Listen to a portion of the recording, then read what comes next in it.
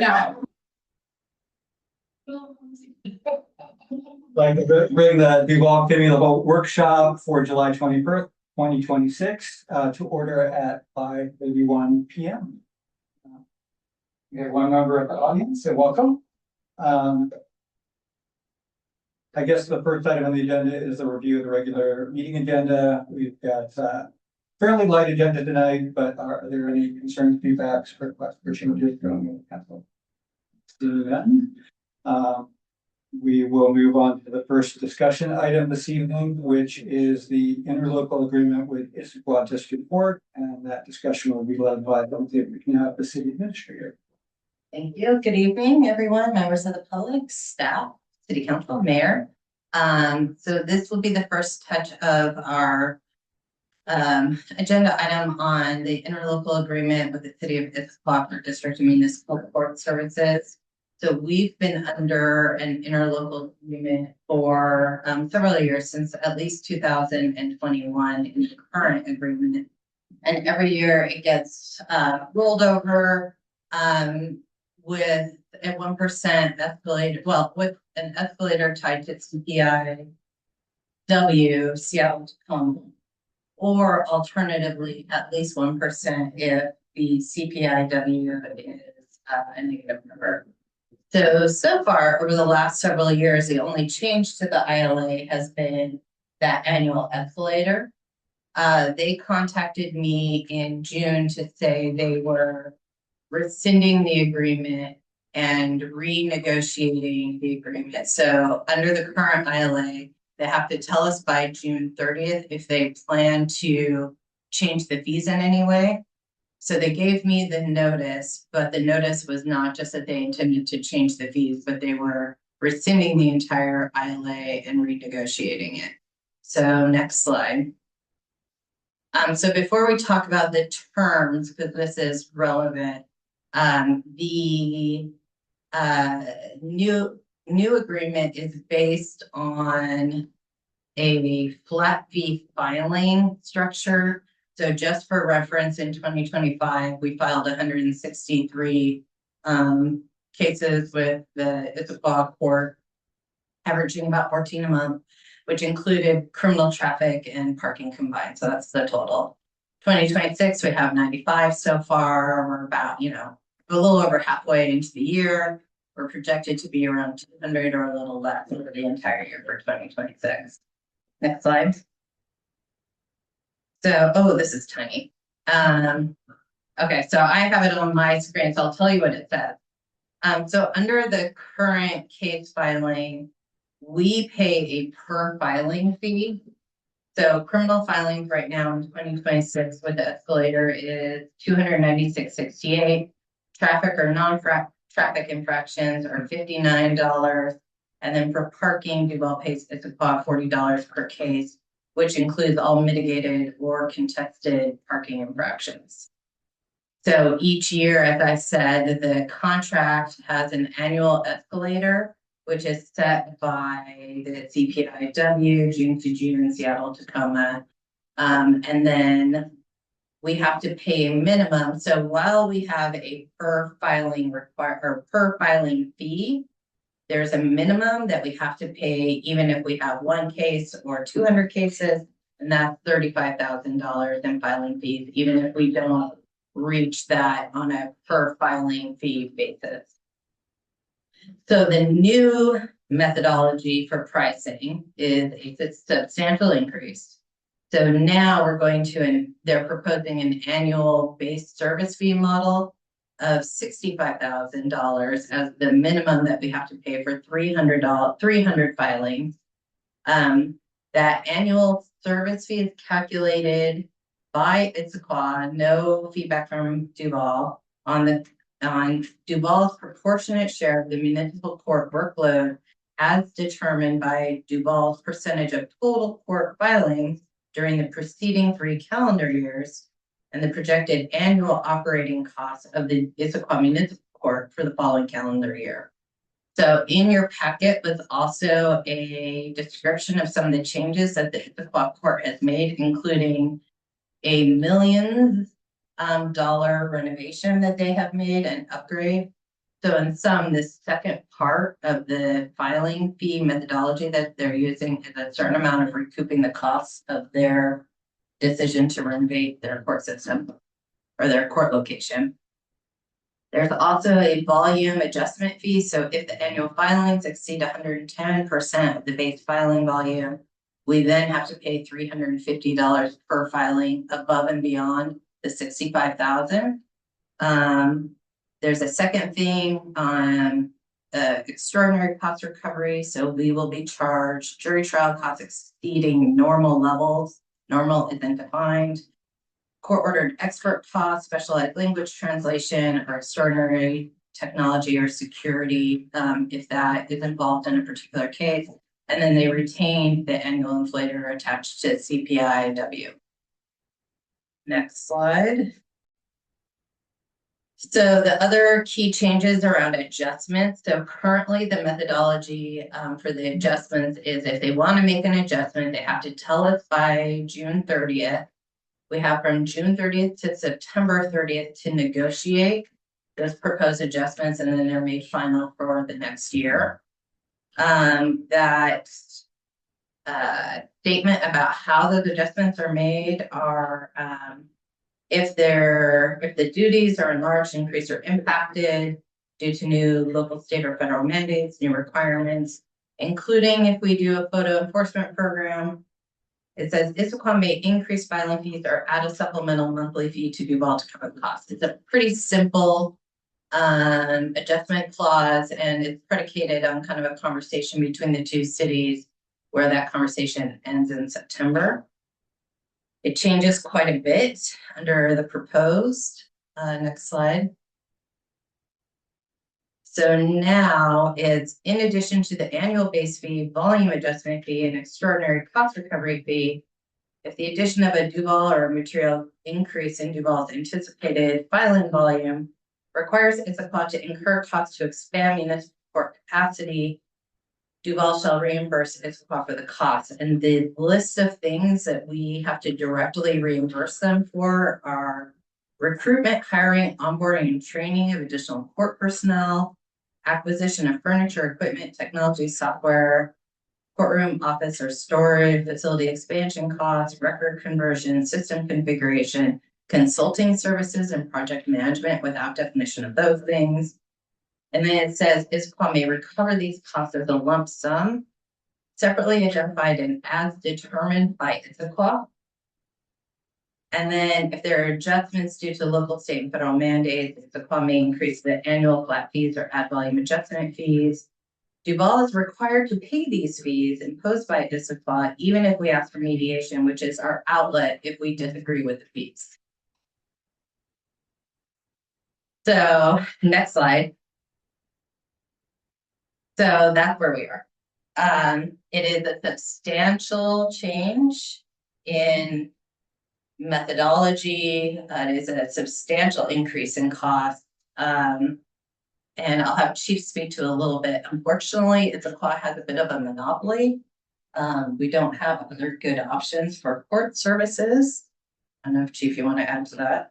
The only, excuse me, the other court that's available for our use in this region is Northeast District Court of Redmond.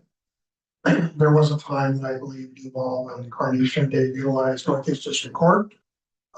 Their court costs are extremely higher than what are listed here for Issaquah. Issaquah serves the city of Issaquah, Kwame, and North Bend, a certain portion. And there are different ways that we can kind of mitigate some of this cost on the road, but 300 is a pretty low threshold for writing for our enforcement. That includes parking tickets, as she said, infractions, and criminal citations. With our staffing the way it's been, we have a pretty low number at this point, but I don't anticipate that our year will be much over 200 now. But it could increase above that, and you have to talk about mitigation going through that. But there are some certain things that we can do to mitigate some of that fine associated with the number of filings we do, and that's well, that has to be coordinated through the prosecutor's office. So, yeah, the places where, we want to talk about what potentially could change is, are we comfortable with the 300 base filing?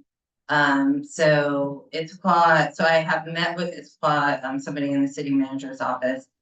And she said that they would consider lowering our cost if we lowered the base. However, that would then limit our ability to do more traffic enforcement, which we've talked about. And other increased enforcement for things such as speeding, which we know we have complaints on, and other things. So 200 is largely impacted by the fact that we've had short staffing. We don't anticipate that being our status quo always. 100 isn't that much more. My meeting with ISPA, they also referenced that we could cut our costs by not prosecuting certain offenses, such as driving without insurance. There are cities that have chosen that to some degree with public outcry. The public isn't super encouraged by us not prosecuting, certain offenses and just saying, to cut our costs, we're not going to do enforcement of things that are fairly serious. And then a question for you, are there other concerns for you all that might be worth trying to negotiate with ISSAQA? Because we have a little bit of time we have, and the next slide, I'll show you the timeline. So for instance, I have concerns about the language for adjustments when it appears with minimal proof that ISSAQA can hand us a bill for furniture, equipment, hiring, onboarding, recruiting. There's a lot there, and I would want to have a lot more proof that it was directly associated with Duval and not that they expanded services, for instance, to Mercer Island, who they're considering expanding services to, or Snoqualmie. I would want to know that something that Duval did resulted directly in an invoice being issued to me, and the contract says that they can demand a lump sum payment on demand, and that we have to pay it even when we're in mediation. I'm not super keen on that language. So next slide. So our timeline, we have to have the new ILA adopted and signed by September 30th, or we will not have court services next year, not their position.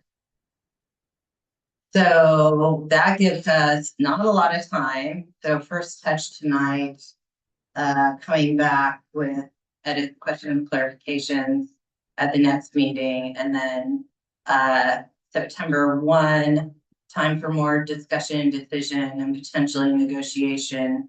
But the drop dead date for getting this approved is the second meeting, which is September 22nd, so that we can get it signed off by September 30th. So with that, happy to answer any questions. Oh, sure. Sorry, I just wanted to ask, do you know if is this new language in our ILA, that they're proposing, are they proposing on all of their ILAs? And then if so, I guess in general, that last bullet point for sure is my biggest concern, and just wondering if there's a better, there is a better way to do it if they, each new contract, right, that you have an idea of what you're stepping into, so you have a choice, not just have to potentially write a check at any given moment. Right. The only thing I know is totally based on conjecture and somewhat of what I can't remember her name. She's one of the analysts in the city administrator's office. She said, well, yours is better than other cities. I don't know what that means. Kind of expected to be saying. Questions from council? So I remember something I'm trying to get over the fact that did they just terminate the agreement? Is that Yeah. the agreement is not the same thing as the contract where it is or isn't it? It operates like a contract, though interlocals are more flexible, where the host city or the contracting city can say, yeah, we're just not interested in offering these services anymore. So they can pull this whenever they want. Yeah. Even And then- going forward, they can do that. Yes. And we don't have penalty clauses in it, because ILAs don't really work in the same way as contracts with, penalty clauses for early cancellation. Any city can say for operational reasons, cost, et cetera, that we just can't afford to do it. They're allowed to cancel the ILA. Because they technically met the notice provision, which was to tell me in June. The council members? You have a question or sort of a comment question? Yeah, I mean, I think my gut instinct when I read this and then compared it against, because I appreciate including the older ILA as well, is it's not really the definition of a negotiation where you both go in. It was basically, here it is, and then you can, so I wondered if this is sort of, their starting place and they assume that they're not going to get everything in here, or they're operating from that perspective. So, because it was both a significant change in terms of how it's calculated, it was a lift even from the base rates. And then the piece that hit me was something you commented on, like, I know the state is also pushing changes to the ratio of prosecutors, which is shifting a lot of costs onto jurisdictions. If we're going to expect it to absorb that, maybe that's the way they're looking to absorb these costs, but that could be significant, bringing on prosecutor salaries. And actually, as you said, no guarantee that it's a proportionate share based on Duval's caseload versus, we're just being asked to take, we're 1/3 of the ILAs and we're being asked to take on 1/3 of the cost. So my recommendation or my suggestion would be like, yeah, that we sort of push back a little bit. I don't have as much concerns about the 300 because I do think that's sort of in line with some of the growth and the staffing, but some of these are very one-sided, and I realize it is a monopoly, but it also seems like they're leveraging that to take advantage of being the only show in town in terms of court services. So. This agreement is very similar to what they've approached to other cities. I've been in contact with the city of Snoqualmie, and they received this similar agreement. Theirs has probably had a little bit more bite to it because they have full enforcement being implemented. And you can imagine how that would be an extreme cost to a court for that type of personnel. I don't know if they have the ability to offset that cost. So they're having some difficulty with this too. But it is also the only show that we have. And as it relates to prosecution and defense, that's a separate contract that we have within the city here. We contract for prosecution services as well as defense type services. And so those are separate, and we've already had an increase in our defense contract. Prosecutors is very, very constant, but still it's something that has the potential to be more as we continue down the road. And there's no guarantee that if we approach Northeast District Court, that they would say, yeah, we'll take you on. Here's the cost. They may just say, sorry, we don't have the capacity. We're not going to be able to move forward with you at all. Yeah, I think there was a significant, investment in terms of with King County and the language in the beginning. It also seemed like there was quite a bit of cost sharing potentially in there as well. Councilmember Olive. So I guess my initial question is simply, is a new iteration of the new contract. I mean, how much of this is posturing a strong position with the expectation that we're going to posture back with a strong counter position? I don't know how much are we supposed to find negotiating points and push back, and how much are they expecting us to absorb? I find a lot of adversity in this. Yeah. And so are we supposed to find a lot of counterpoints and push back, or is this just the way cities do things these days? You know what I mean? Like, I think this is a little unique because I think they understand that they have leverage. With that said, my conversation with Issaquah was fluid in terms of cost, meaning, well, you can choose not to prosecute certain things or just issue citations and not case filings for certain traffic enforcement issues, and that they would consider lowering the cost. She did not mention negotiating the other terms, but the other terms I think are the part that I have the most concern about. The way I probably would position negotiation is to have Oscar contact their city attorney with our list of here are places where we want to negotiate, and not have it be city staff to city staff. And that's why we have city attorney. So I think between now and August 18th, if you all got me the places where you thought we had some real concerns, and I have my own list. I would give them to Oscar and have Oscar reach out to their city attorney, because really ultimately it's a legal relationship between the city, and we would have the city attorney do the negotiation for us. Member Wiggins, Councilmember Wiggins. Yeah, we have, we have no leverage. Their mercy sounds like, right? The trending in filings, case filings. Where are we at to that 300? Where is it trending right now, Chief? Are we gonna get to like 250 this year or 200 or when would we hit 300? I would say based on our current trends, we'll probably be around 200 this year. It could be 220 to 190, something like that, but that's based on our current trends. During the summer months, our activities tend to be higher. And so they're very high for us for the last 2 months. It's been 20, 30 each month that we've had for filings, but as the winter rolls around, things get slow. Our filings they go down dramatically at that point, but I'd say we're probably gonna be close to 200, 220. City Administrator, You know, the thing I think we probably need to think about is we did not negotiate this agreement, renegotiate for 5 years. So we signed it in 2021, and for 5 years, we just let the annual inflator do its thing.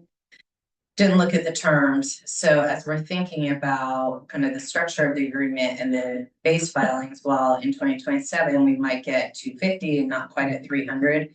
We need to think about the city growing. Because we don't want to go back and renegotiate, this agreement often. So we want to make sure that we're comfortable with the case filing threshold to maybe accommodate more enforcement, more growth. Did we provide the number of 300 or did this call throw it It's out? what gave it to us. Is that the same number that's not calling got? I don't know, some calling got in theirs. But they also have full enforcement, which is if they do 100% of their filing, it would be in the thousands. Which I don't. That's a good number. I mean, that helps us rethink of whether or not we ever want to go to. But I think that if we ever went to full enforcement, there are certain ways to approach it, and I think we would approach it differently than Snoqualmie did. We went through this process in Bothell, and truly it was a very strong effort with the court to make sure that we met their needs as well as ours. At the same time, and there's some ability to allow that to happen, but I could see probably in 5 years being well above that 300. Yeah, and when we think about photo enforcement, depending on where you locate the photo enforcement camera, they issue automatic citations, and you could potentially really flood a court with those. Some locations are gonna spit off, 5,000-6,000 that have to go to a municipal court to be prosecuted. And so, devil's advocate, I don't want to be surprised with all of a sudden having, 6,000-7,000 infractions that I was not prepared for because we didn't tell them that we were putting in photo enforcement. And we discussed this before you were on council about photo enforcement, that the areas where we could apply it here, we don't have the volume to make it financially feasible anyhow. So Right. there's different things that would be used to enforce speeding violations in those type of locations, but photo enforcement probably doesn't have the volume because there's just a fee you have to pay to even have the photo enforcement there and recoup that. So Well, and under our current agreement, we have to pay $40 a ticket to ISQA for the type of ticket that would be issued by photo enforcement. So you have to be really careful as you calibrate. Do you think you're going to get that $40 back in the tickets that are issued? and you exceed the threshold, and so you'd have the surcharge on top of that. Yeah. Yeah. So can we negotiate within 5 years or are we stuck with this, whatever we end up with for 5? So there are provisions where either party can tell the other party that they want to kind of reopen the contract, and they use the same timing. So by June 30th, you have to notify them that you want to renegotiate the rates. September 30th, they have to be kind of settled. There's new language in this that is, if you want to go to arbitration, you have to go before November. So it's this teeny window then. If mediation fails, then you have to go to arbitration, and arbitration has to be done by November. to get the rates set for the next year, otherwise Issaquah can impose rates unilaterally. So we might want some relief on that language as well. And it says Issaquah will charge you and you have to pay it even if you're in pending arbitration. Councilmember Hernandez. My major concern on this is just that Issaquah is saying, here's what we're giving you, that's what you get. And I think that having a negotiation between the city attorneys would actually be really, really great. The hope is that they're playing negotiation and not poker and just saying, you know, what you get is what you get. But yeah, having them dictate so many things to us without us being able to say, well, that's not us, you know, that's. Yeah. We didn't need you to buy that extra office chair. We don't have the volume that means we need that extra office chair for this. We definitely need to have some protections there. It can't just be Issaquah saying, here's what it is, sign the check, please. And that's my biggest concern with this. Sure. Yeah, and some of those costs, you know, I'll just put it in the context of HR, like onboarding, recruiting, and training a new employee. Well, you can do those activities at a certain rate. You can also do a Cadillac version of those activities. It says consulting services and project management. Well, I can hire the best consultant in the Northwest at a Cadillac rate, or I can choose to go out for RFP and pick like a mid or low bidder. There's no mechanism in here where we get to say, well, not that consultant, you picked the most expensive in the state. You have a follow-up question, Councilman Rowland? Something that wasn't clear to me reading was, so there's the various rates on the crime type, right, traffic versus whatever. Are those rates what goes against the base fee, or are those in addition to the base fee? If we haven't hit the 200 cases, 300 cases. So in the new methodology, they don't distinguish. So we, in the current, it distinguished between what type of case, presumably a criminal case is harder to prosecute and administer than a traffic violation. The new rate is kind of all contained, so you don't get a discount if you do more traffic and less criminal. But I think what Councilmember Owens asking is, there's a base rate of 65,000. That's based assuming that 300, which in the prior world had a per charge. Is that inclusive? You know, does that cover everything we do up to the 300 and then we start paying? Versus, I think the old system, we had a different rate for the type of crime, and then a base of 32,000 some odd dollars, which I assume that we would then need to pay the difference between that and the per case rate. Like, he was trying to figure out if it was inclusive or separate. The way I interpret it is it's 300 no matter the type. And then if you go over, it's 350 additional dollars per filing, because it doesn't have the same itemization as the prior, or as our current contract, which is criminal case this, traffic this. So your per filing fee, if you go over the 300, is 350. That's the extraordinary. Yeah, but it's not itemized to, Okay. yeah, which is in and of itself more expensive than we're currently paying for criminal For cases. anything, anyway. Yeah, the 350 could be interpreted to be a party of it. Yeah, right. That's about, based on the current proposed. Well, and that's why, honestly, I mean, that's why all of these other charges are ridiculous. Like, if they're already bolstering any individual cost by such a margin, having all these other fees in addition to I go from that. 32 to 65, it almost like essentially doubled. Right. For that, Councilmember Supple. Yeah, should, you know, negotiations fail between our attorney and their attorney. What would it do if we reduce that 300 number down to 250 to our fees? They didn't tell us what the discount would be. They just said, if you want less, tell us and we'll give you a new number. Looking at the trend, I don't see us reaching, you know, I know what the chief said, but you know, we never had adequate staffing in the police department. We're never gonna, as far as I got here, we never had the total number of officers we need to And I don't see that happening soon. Is it? It seems like soon as we onboard somebody, somebody leaves. It's, you know, in that perpetual state. Now, it's not fault of yours. It's just the way, seems to go around here. So, it would be interesting to see how much our fee would be reduced if we. I mean, I wouldn't go in as that's our our starting position for nothing as a last ditch effort. If we need to reduce the Yeah. fee, then maybe. we could- Or at least understand the formulation that they're using to calculate the base fee. Yeah. You know. Do you have a question? Well, I was just gonna comment, I agree, I would have a tendency to wanna reduce that number, but to your point earlier.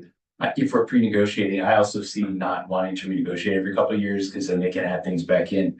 Pre-negotiating tiers or something like that, where if we need to get up to the 300 level, we've pre-calculated the base fee at 65, and if we have to get up to the 400 level, we agree that the base fee is Mhm. 72 or whatever that is. But like, so if we can pre-negotiate the tiers, then we can start at 250 or whatever makes the most sense today. And then we can escalate at a reasonable amount without hitting these exorbitant whatevers. Yeah. With enough notice that everybody's happy, whatever. Yeah, we can do that. Or we can try to do that. Yeah. I would like to revisit, is there any value in seeing what, the courts of The North District one. North District, Northeast District is in my, Northeast, Kirkland, Redmond? I would love us to give Oscar some levy that goes in to talk to that attorney, because they know they got us over. You know, I would like to have them have them. We talked to this court, we talked to these courts, and we got some interesting feedback from those courts. And then he can sit down and start hammering. there are some different requirements you have for a court versus a municipal court or district court. Kirkland's a municipal court, Redmond is a district court, Bothell has a municipal court. So it does impact some of those things. Now we can Sorry, go if I'm not familiar with it, but it's a clause, what kind of court? district and municipal. Mm. Oh, okay. The other thing, so yes, we can look into it. The other thing to understand is, there's an added element of kind of monopoly here, which is our public defender contract is tied to the court in which the public defenders operate. So I mean, if, that's what court that might be. Of course it is. We have no leverage. It's like, okay. so if we go You to a have to different renegotiate court, the prosecutor. And they know that. It's a yeah, clause they knows know that. So then we have to renegotiate our public defender and prosecutor contracts because they're tied to the court in which that practice group have privileges and authority. So the question now is, we're not, the fact. Can we handle 65,000? What is that for our budget? Is that next? Because it's, I see very little wiggle room to negotiate this. I hope we can, and I hope that Oscar does some great things for us. But it's probably gonna come in at 65,300, so we need to start thinking about how we're gonna pay for that, how we're gonna budget that in. So our budget proposal that we prepare to give to council will come in at the worst case scenario, which is the current rate. And then hopefully through, you know, as we refine the budget and refine these negotiations, hopefully we can, you know, bring that. But typically we budget conservatively, meaning we will budget worst case scenario and we are pleasantly pleased when we spend less. Yeah, that's what I do when I talk to contractors, right? Plan for the worst, hope for the best. Yeah. So you'll probably see for this line item in the budget at 65,000. Just to accommodate if we can't get. And this would go, I know we had a date of September 1. When would this go into effect? Must be Earlton said. Its position is that the new ILA must be signed by September 30th, but the new rate will go into effect in June. January. The only, comment I would make, obviously we're going into this, with a lot of unknowns. And I think this is one of those opportunities where, and again, I don't know how transparent, I know you have relationships with some of the other city administrators in the valley. Where similar sized cities are in a similar position, whether it's North Bend, whether it's Snoqualmie. we kind of should leverage our Snoqualmie Valley Government Association to get a sense of where that is. I don't think we're at a point where we could, jointly collaborate. I mean, that's the other portion, and it's not a like to like or apples to apples because of the photo enforcement, but at least to get, I think the sanity check is around like, are you, it kind of goes back to that one size fits all discussion we've had around other things is are we being, is there a differentiation? Are you essentially just dividing this amongst those?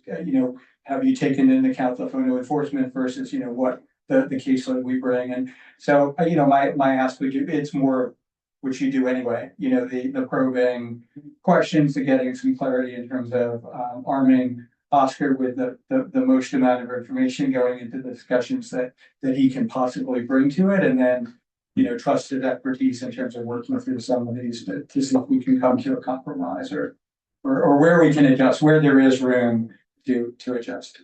Well, the Valley cities, the city administrators are all connected to each other and I think have a special relationship with each other where we're pretty friendly with each other.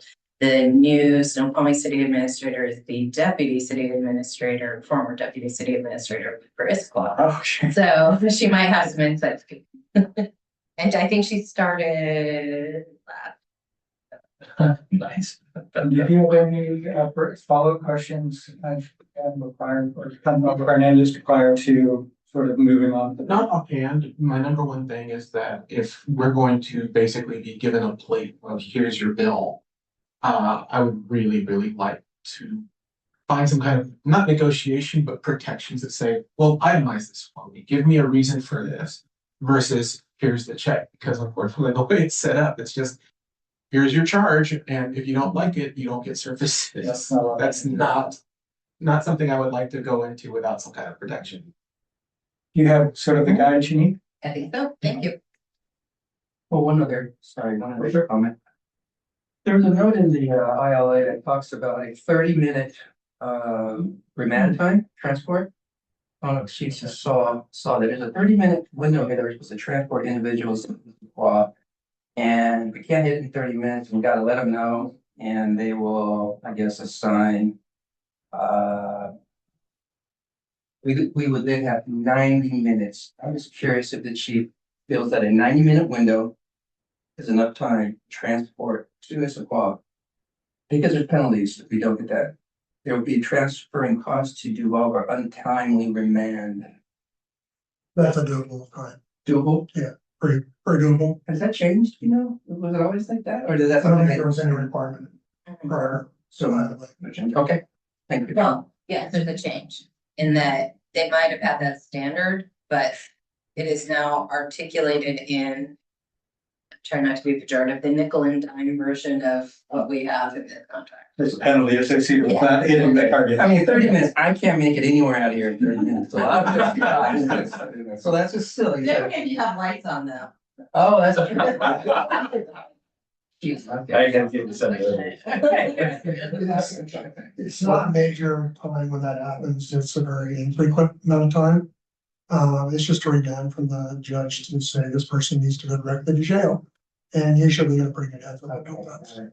Okay, thank you. So the second item for discussion this evening is Title 14 zoning code changes, the affordable housing and step housing, and that would be led by April Beatty, the Director of Economic and Community Development. Over to you. Good evening all. We are now in part three of our zoning code sessions. So today, next slide, please. Today, we are going to be talking about affordable housing. And just as a reminder, next slide, please.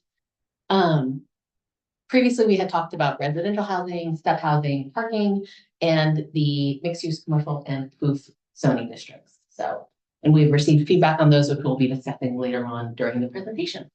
And we also will have the city engineer and city administrator tag teaming in on some of the information presented and to answer whatever questions they come in. Next slide, please. Okay, so this is a perfect opportunity for me to chime in on a couple slides. So kind of wanted to set the stage on revisiting what our appeal was about. So our appeal from the Department of Commerce to the Growth Management Board was about two things. And so we've talked a lot about capacity, but I think it's really important for us to like revisit what that appeal said and where we had work to do. So the first thing that the appeal was about was around capacity.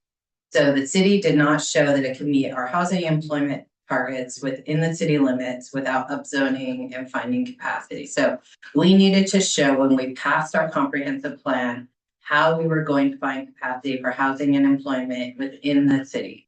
And that was to meet certain housing targets. And so period. And also we had to find capacity for certain types of housing, affordable and within the range of different income types. So unfortunately, as we were passing our comp plan, we communicated to Commerce and to PSRC that we didn't believe we could find capacity without annexation.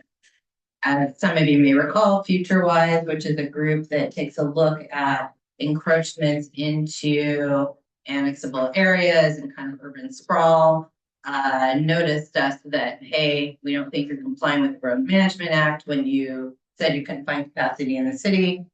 And Commerce agreed. And that was part of our appeal, which was, we can't say that we can't find capacity, we have to find capacity. So in the fall of 2025, we hired Burke to reanalyze capacity, going zone by zone, lot by lot, subtracting out areas that already had pipeline projects to figure out if we could meet our capacity requirements without annexation. The other piece of this, that some of you may recall, is in our originally adopted comp plan, we said, oh, well, when we meet capacity, we can do it if we annex these other areas. We didn't identify the fact that the county counted our annexable areas for their capacity, and we couldn't double count them. So all of our capacity had to be found in the city limit.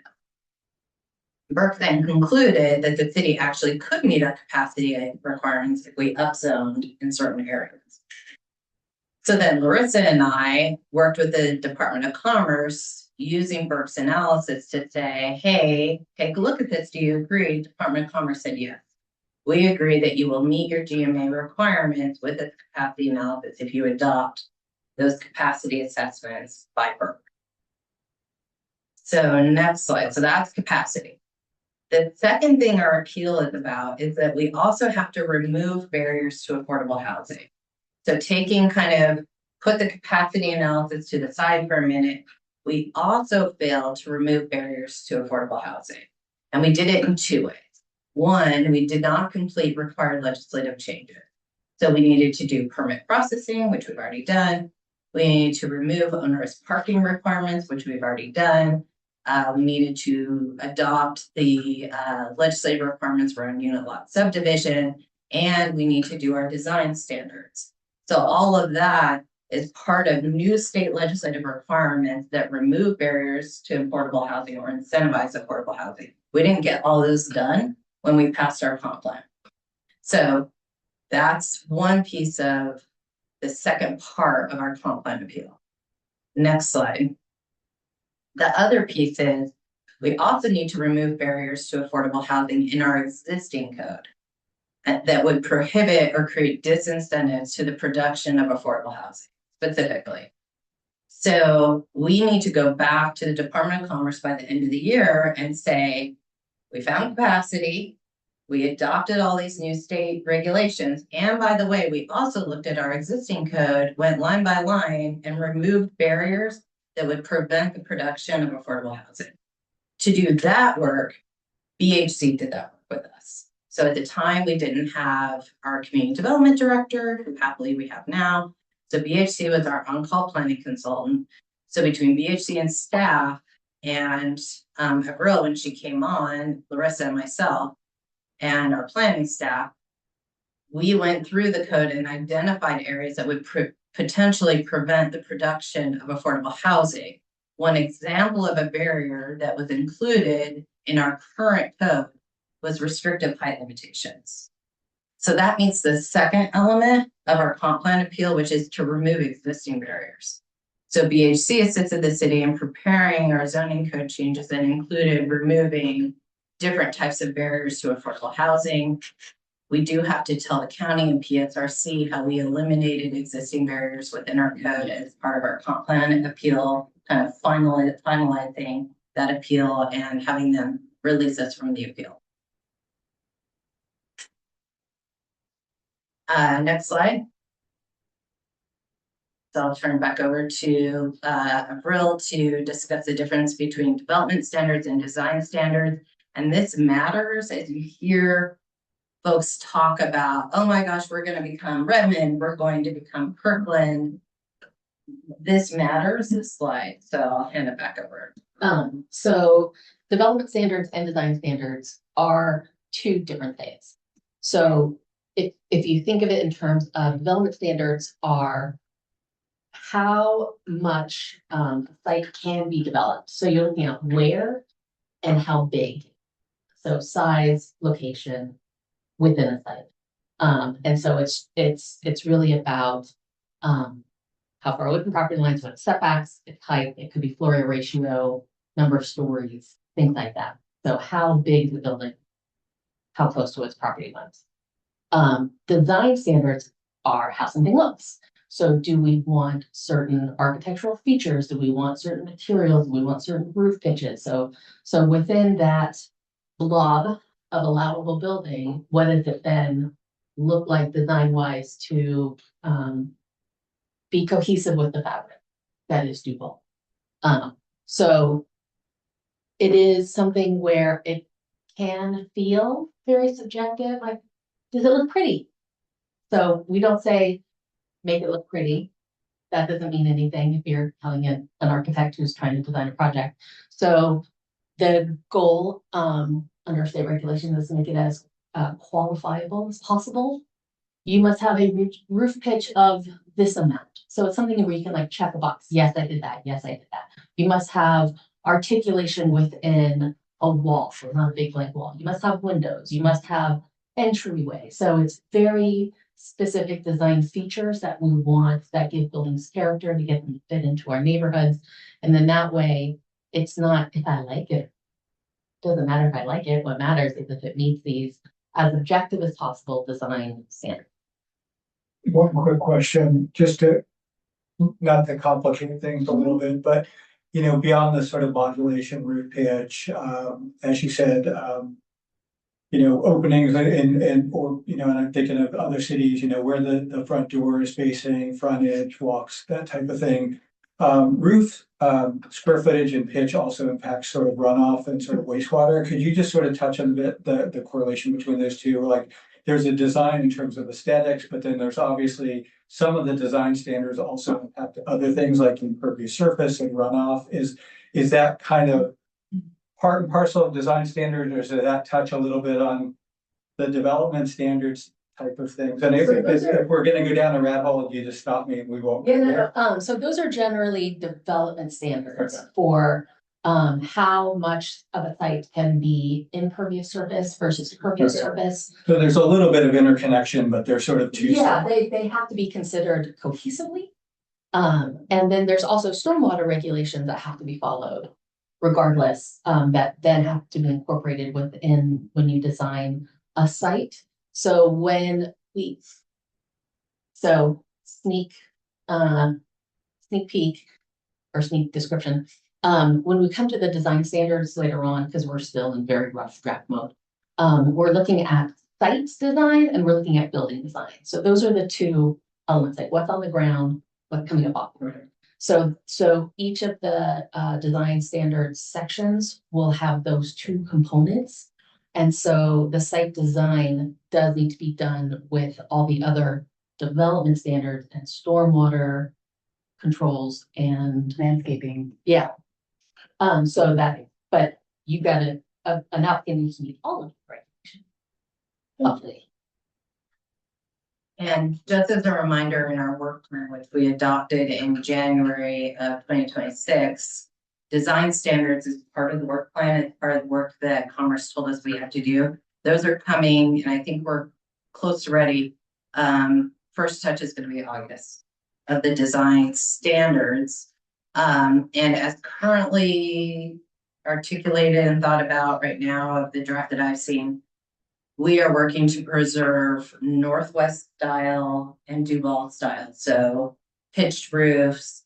Not, I don't think we've said outright we can't allow flat roofs, but our standards are going to be in line with what you see already in Duval. We're not reimagining Moving Duval. the shed roofs, moving Yeah. to such and such. Yeah. So the goal is to preserve character, the existing architectural character of Duval. And nothing will be allowed by right to be ugly. Without imposing a barrier to affordable housing. So that's the balance, is they need to be objective. So part of why the state in 2024 had all the cities redo this work is because it was very subjective, and that was limiting the ability for developers to know exactly what cities expected them to build. And so they do have to be as objective as possible. They can't be totally subjective, but we can retain, according to state law, the character of Duval. It just has to be articulated clearly with not a lot of subjective. And as the city engineer sort of reminded me, we are getting rid of the word guideline. This is about things that you must do, not that you should. If you should, maybe you shouldn't, maybe you don't want to. So And then you have guidelines. options. So this isn't about options. Unless it's you must do this or this or this, then you have options, but you have to do something.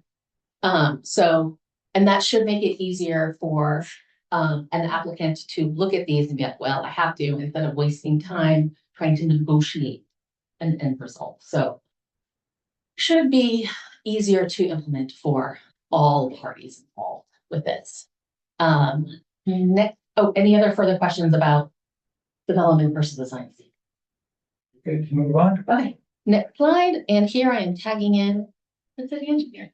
Good evening, Marissa Grandel, Public Works. So I helped Burke and Cynthia earlier in the process to kind of update our land capacity calculations. And we just kind of wanted to reiterate what that methodology was, how it fits into the place that we are today. So the residential dwelling unit capacity is what is a net developable acreage or area multiplied by your maximum allowed residential capacity. So 20 units per acre. That's how we get the capacity numbers. Our mixed use zones, which this didn't happen in our previous methodology, but in the mixed use zones, we assumed that a parcel 75% of it would be developed at residential capacity. So 75% of the total area was assigned a unit count and 25% of the area was assigned jobs, so that we could more accurately represent what those numbers are and be able to count them to our targets and not double count anything either when looking at mixed use zones. Capacity estimates, they represent the theoretical build out under the current or adopted zoning assumptions. And then one important note is when a project comes in, we do development review. And that development review reviews against everything that we've adopted capacity in our water, sewer, the storm regulations, anything that is a part of a project, a transportation network, that growth remains within our assumptions. And if it doesn't remain within those assumptions, it doesn't get approved. And there are other things similarly to one thing that just happened was we had to install the 4th train at the treatment plant. So we had to go into moratorium. We couldn't take any projects in until we got that done because we needed to address that capacity shortfall. So it's an example, recent history of kind of what that means and what the purpose of development review is. Next slide. So this is kind of a quick and dirty with some explanation about how land capacity calculation is done. I use the mixed use, the proposed mixed use 30 zone designation as an example. These are the actual acreages that are in our land capacity analysis. So these are the real numbers.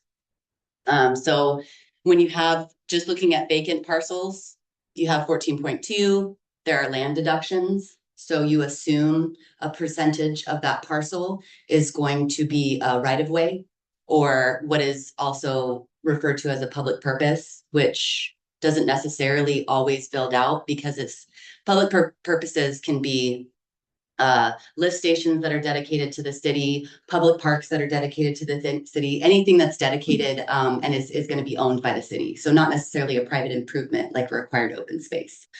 But that's what is in the land deductions. The market factor rate is something that came from our King County urban growth capacity study, also known as buildable lands report. They added an additional reduction basically and it's for realistic development, the potential for the actual parcels that you're looking at to be developed. And then there's a residential split because this is mixed zone, mixed use, like I talked about previously. And then when you do all that math, you go from 14.202 acres to now you have 6.83 acres that is actually developable. Then you use what is your assumed density. It's mixed use 30. So we assume 30 units per acre. You get an initial residential capacity. And if it is a redevelopable parcel, meaning it's not vacant, it has a house or something sitting on it, you would subtract out those redevelopable or those existing units because in all intents and purposes, they would likely get demolished and not be a part of the project. And then you get your residential capacity. So the bottom just adds the two together and then does this math. And you get a number. So that's an example of what the calculations were. If there's Questions? yes, if there's no questions. Did Burke take these calculations into consideration when they first came back and I assume it was Burke, it might be BH, but when they first came back and said we're going to hit our growth numbers, they take these 25% and a 10% land reduction. They use the same. Are these the numbers that were used to do the? Yes, this is the actual calculation for mixed use 30. Okay, good. That was what I was hoping to hear. Yeah, this is an actual example of what our capacity calculation was for this zone. Yes. And to add to that, or other questions from council? Appreciate that. Okay. The real world example. Thank you. Okay, so affordable housing, the decision tree before you, we've presented this before, but in case you didn't have it completely memorized. Breaking this down into optional programs versus mandatory programs. Under optional, if it's financial incentives versus development bonuses, required or under mandatory, required built on site, or allowing it in lieu, or some combination of all these things is what we're going to get into, along with all the pros and cons for each of them. Next slide, please. So to try to slice and dice it a little bit easier, I went ahead and just arbitrarily labeled them options A, B, C, and D. Next slide, please. So we'll go through these and answer any questions you have, because we want you to make as fully informed decision possible when you provide us direction, what you would like to see. Okay, so option A, the financial incentive. So this is generally a multifamily tax exemption. And this is where there's a reduction or a waiver to property taxes that a city would garner from the county when property taxes are assessed. So pros and cons. Yes, you might be reducing the cost to operate the site. A lot of, if these are rental units, right, then that annual cost to have that property is less, which could then be less of a burden on the operation or even less of a cost to the residents. And it can help with that rent restriction for the property. And also if you have this, that means that a building could potentially go anywhere because it's by that property owner deciding to go this route. So it doesn't focus it in any certain location of the city, although more likely to happen in places where the higher density is allowed. but otherwise not zoning restricted. Um, there can be very complicated provisions by renters for, documenting their eligibility. So that can make it difficult for people to show what they need to show in order to qualify. It is lost tax revenue for the city, so we do have to either make up for that or do something to account for that loss of tax revenue. Also, this is generally for the 50 to 80% AMI, so this generally doesn't help the deeply to create deeply affordable units. Next slide, please. So option B, so this is development bonuses, and this can be mixed with other options. So it's not that it's A or B or C or D, they can be a combination. So development bonuses, this is where you get higher density, greater heights, reduced setbacks, even more flexible parking. So it's those development standards that would have some wiggle room in order to allow help a developer balance out whatever it is, or if it's a nonprofit coming to build in, for them to get the most out of a site within the regulation. So there is that cost reduction in the production of that potentially, because you're getting more into site. Generally, when you have things that are higher density, they're just like a lower cost per unit. And these such developments are generally, again, rentals. So you are looking at rent restrictions for residents. Again, can be anywhere within a community. It is market dependent. We can't make anybody build anything. The other con is, because it always comes down to money, is that bonus enough to offset the cost of having those units where someone's not going to make money off them? Like it's a really fine balancing act that builders do. There's not a lot of non-profit builders out there to do these sort of projects. So most of the offset, when I look at that, particularly for building vertical, is going to be offsetting the cost of the land, because you're still going to have an incremental cost to build more units, and then it comes down to the quality of finishes, the materials used, that would, as well as sort of the ability to mitigate parking, because obviously you can increase density, you potentially could need more parking, or you need off-site parking. But I was just trying to interpret the con piece, or the insufficient to offset the cost. It would not necessarily, the offset is really around the raw land, and then the builder still has to make sense on, as you said, pencil out the project in terms of the cost to construct the unit on the land. Yeah, exactly. Any other question about density bonuses? Okay, next slide, please. So option C, this is under the mandatory. So requiring the construction of units as part of a development. And this is where cities might say 10%, 20%, whatever it is, of a development over X number of units must include an affordable housing unit, or whatever the ratio is that community decides. And even if it's required to have those units, cities may still opt to provide the MFTE or density bonuses or development bonuses, in addition to having the units built on site.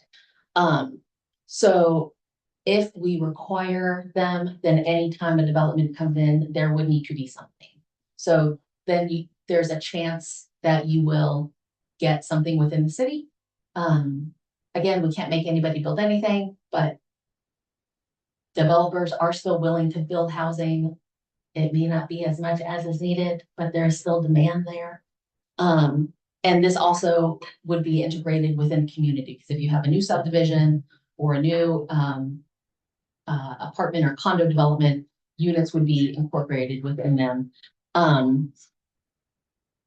Under this option, there are cities that have required that any affordable units within part of the development must be within 10% of the same size or with the same finishes or whatever, so that a developer doesn't build a bunch of brand new 3,000 square foot homes and has a little 1,000 square foot unfeatured box as their, like, not okay. So that incorporation and the idea that you would not be able to look at a new development and say, that's the affordable one. It would just be completely integrated. Cons, less money to make profit off of. And a developer may then offset that cost by making the market rate units even more expensive. Oh, brothers. Yeah. So then you might be getting some affordable units, but is your overall housing costs or housing stock within the city climbing up a little bit because developers are just gonna try to make things fancier so they can get that higher profit margin by having a luxury home. Is there a specific target? I know you said on some of the others intended to be sort of the 80% AMI. For this particular option, does it go any deeper into like 50% or because based on what you just said, like your AMI could actually increase, which would then those. So it depends on the regulations that get adopted.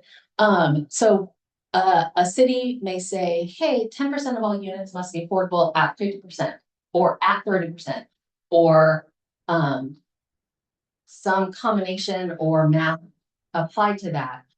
For if you do a 30% unit, that'll count as 2 50% units or 2 80% units. So there's different ways of splicing and dicing that. Any questions? Not seeing any. Next slide, please. So the in lieu fee, this can also be in conjunction with mandatory to be built on site. So if we say 10% of units must be affordable and someone's building 15 units, it's really hard to have a half affordable unit. So then there could be an option that any non-full unit could have an in lieu fee paid. That's one of the many ways of getting the cap. So in lieu fees would be collected and would generally go to an organization like Arch, where then they consolidate funds from all of the cities that are partnered within that coalition, and then they can pull that money and kind of make the most of it. Get a site where they can consolidate and build a development that might be completely affordable, like all units are at 30%, and it's near transit and it's near services. However, then so those units can be consolidated, but then they may not be in your community. So the cons are you may not have that community integration because Arch might say, well, Duval, you have hardly any transit. So we're going to build it in Redmond or we're going to build it in Issaquah because then people have more options for transportation or it's closer to more employment or, other services. And we can't count towards our target. Also there is some administration that the city would have to take on to get that money transferred, have a membership, an agreement with a coalition like Arch. Arch is really the only option. And then transferring that money to them. So it's certainly not a silver bullet. And any questions about in lieu fees? And just to let you know, other cities have in lieu fees of about $30 a square foot, like up to that amount. So depending on either the size of a unit or the number of units being built, those in lieu fees can get really expensive really fast. Not that we would have to have that type of amount if you decided to go this route, but it can be very,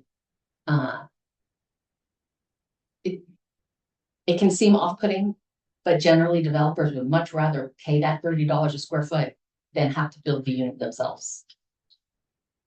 Does the in lieu fee only count for new development?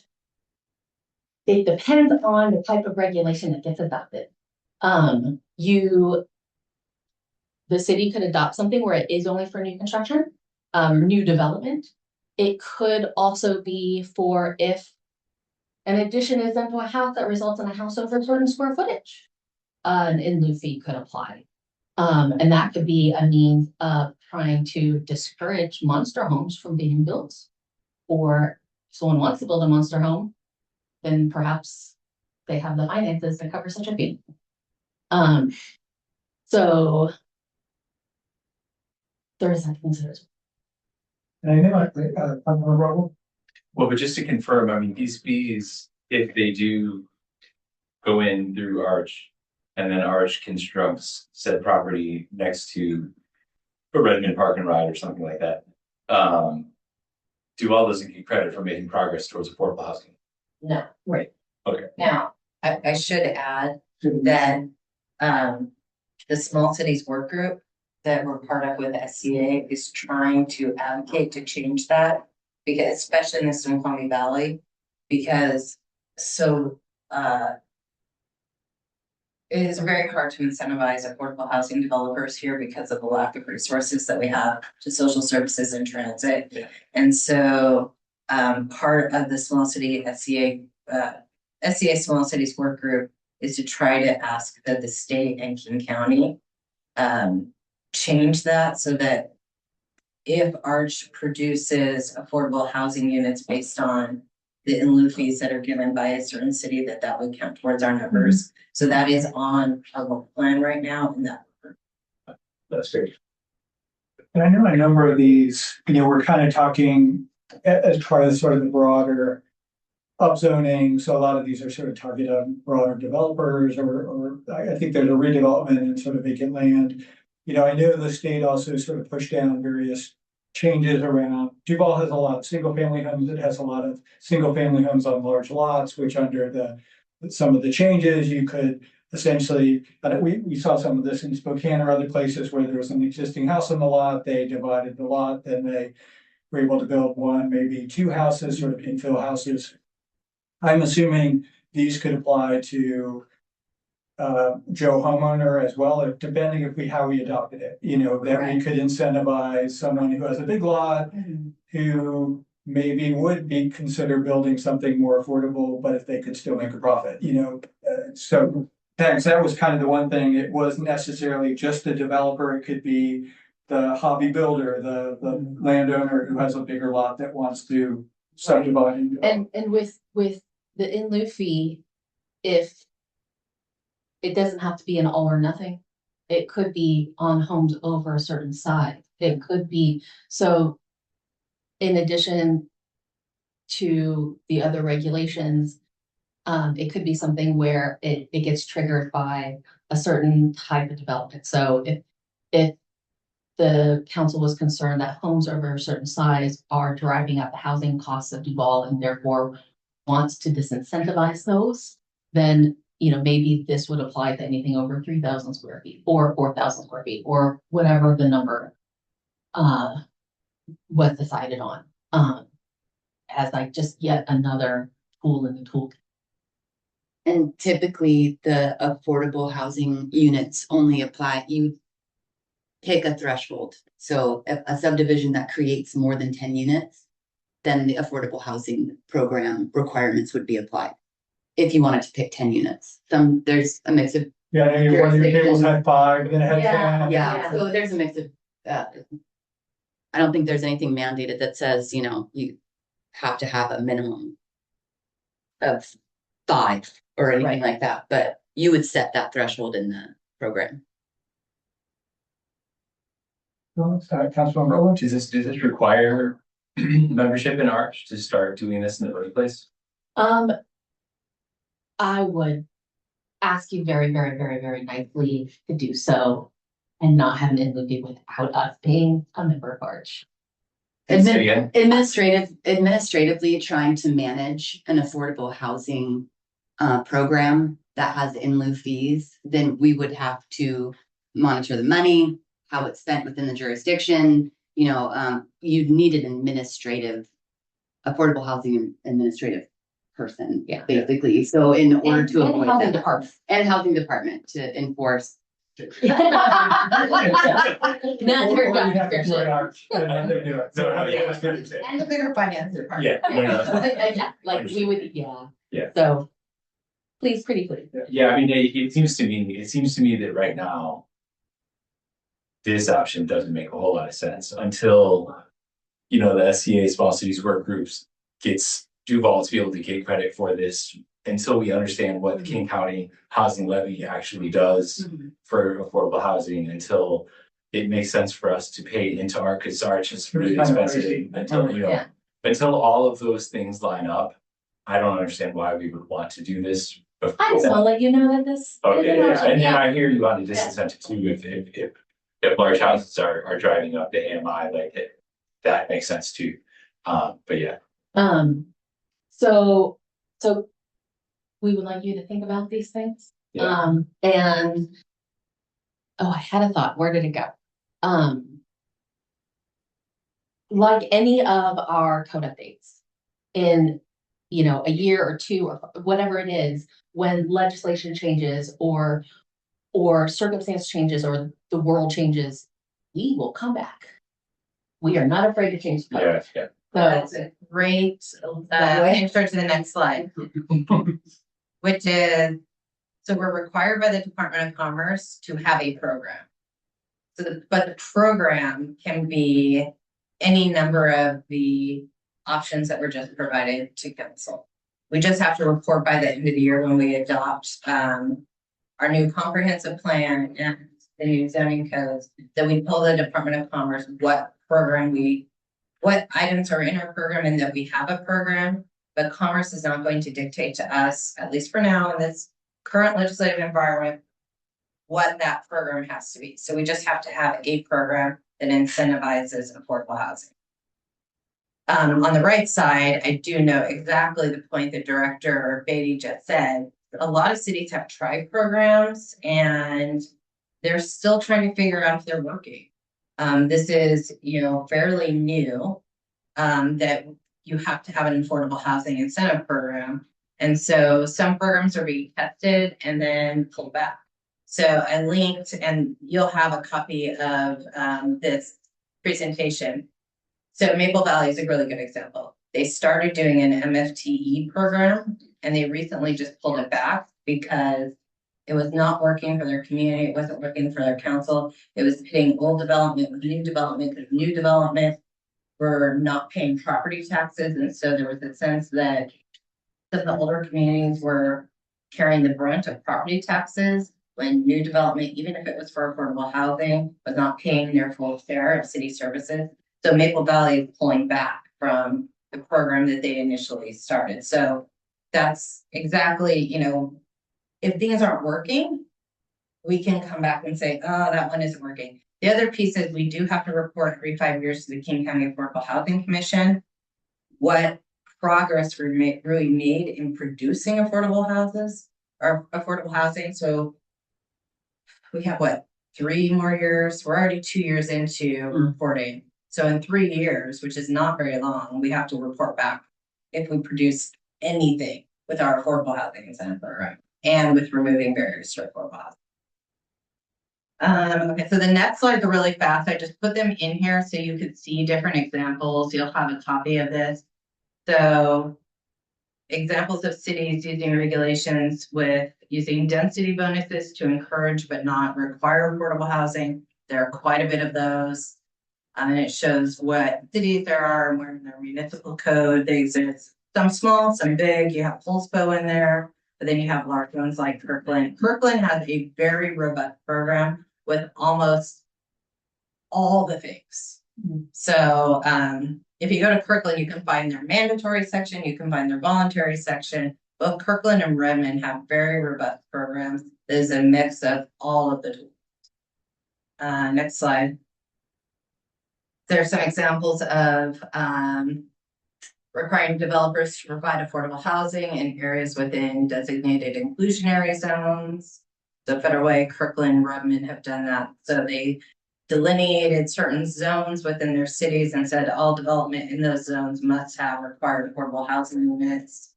Next slide. So we put in some resources for like application fee waivers, so different incentives that are not mandatory. So these are application fee waivers, so waiving things like planning fees, building permit fees. Next slide. Impact fee waivers and exceptions. I will say these are not preferred by staff because it's very complex and you have to sometimes pay yourself back. And City of Duval doesn't have the resources for some of those fees to pay ourselves back for some of the impact fees. But it can be done. King County, Kirkland, Kitsap County have programs for that.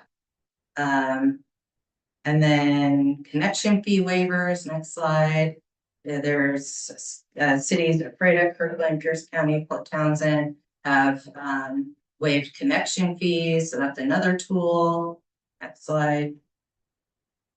Surplus public property incentives. So a lot of nearby cities that are smaller are using that program where cities are surplusing their public property to developers for the sole purpose of building affordable housing. So I think one of North Bend's proposed projects that was almost there but didn't quite pencil out was a structured project like this, where the city of North Bend had surplus property.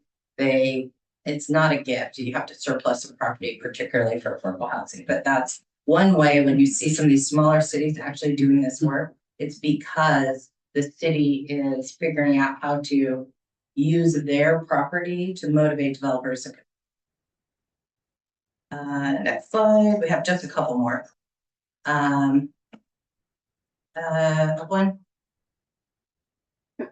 So I think we already kind of referenced this. So I'll turn it back to April.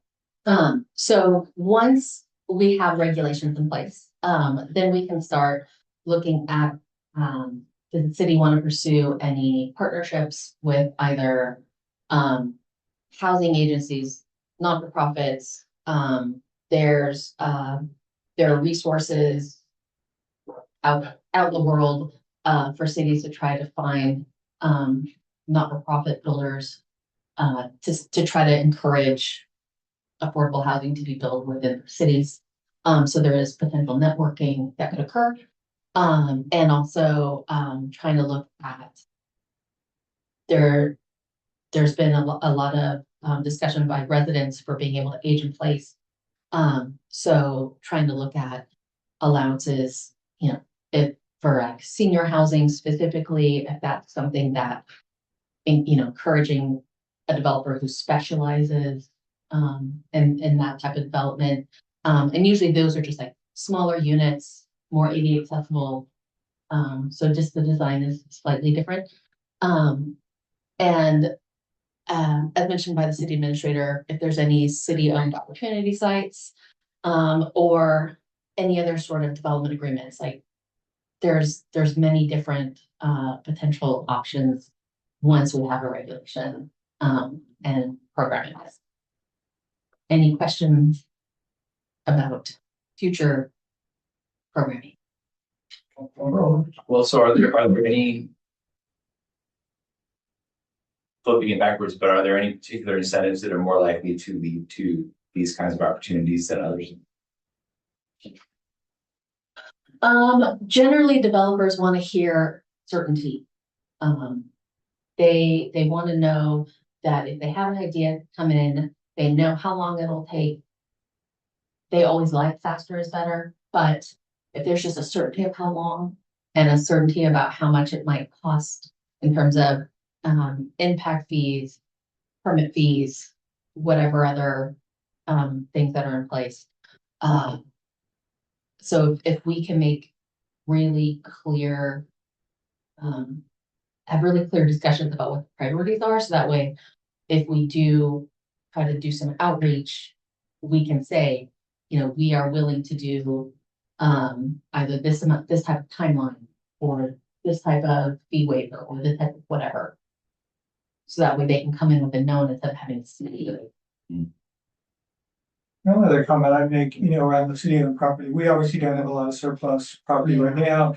But I know other cities, we've also seen like the partnering with a religious institution that has a large lot to do some development adjacent to that. We don't necessarily have that option on for Duval either, but just wanted to sort of put that out there. There's some other ways that folks find surplus property and or partnering with sort of a nonprofit or an tax exempt institution to do some construction. There are regulations that came down from the state to, that cities must allow those, religious assembly uses, and property owners to have housing on their properties and not have zoning be, barrier to that. Next slide, I think we only have two more. There's just 2 or 3. So we had a couple of questions on specific zoning, I guess designations or specific uses in the city. So I wanted to make sure that we answered those. So one question was about funeral homes and crematory. So those are currently one land use. So we could divvy them up. Funeral homes are generally considered to be a lower impact land use because you do not have emissions and potential air quality impact. So those could be spliced out and crematories could be prohibited. And then for separation to schools and daycares for commercial uses related to firearms, adult uses, and marijuana. So there are state regulations regarding firearms. So there's state regulation for that. The state does not allow the city to prohibit retail sale of firearms. Is just considered retail. So we can't put those specifically into certain zoning districts. For adult uses, our code requires 1,000-foot separation already. And then retail of marijuana, cannabis, whatever term you want to use, is not an enumerated land use within Duval, therefore it's not allowed. So it's not that it's not listed, therefore someone can have it, it's just not permitted. So And that's by code of the council. That's not necessarily a state. that is was local. Code That that is the local. council adopted. Yes. And then want to make sure that we get to the last slide because we have a specific question around this one. Building height. So there was a question that came up about building height, more specifically in the Midtown and Old Town zoning designations. The planning rationale behind those zoning development standards is that the Burke Land Capacity Analysis looked at overall housing capacity needs at a very basic level. It didn't prescribe or take into account building height at all. So the next step for that was staff BHC evaluated the existing development standards and identified that building height could be a potential barrier to the feasibility of, mixed use development in order to get our capacity, not just for market rate, but for affordable housing units. So the proposed height that we have currently in the development standards is 55. It removes those regulatory constraints and allows development types that can realistically achieve the housing capacity and the densities. The change supports market rate and affordable housing opportunities while maintaining the intended character of Old Town, because they'll still have to follow the design standards.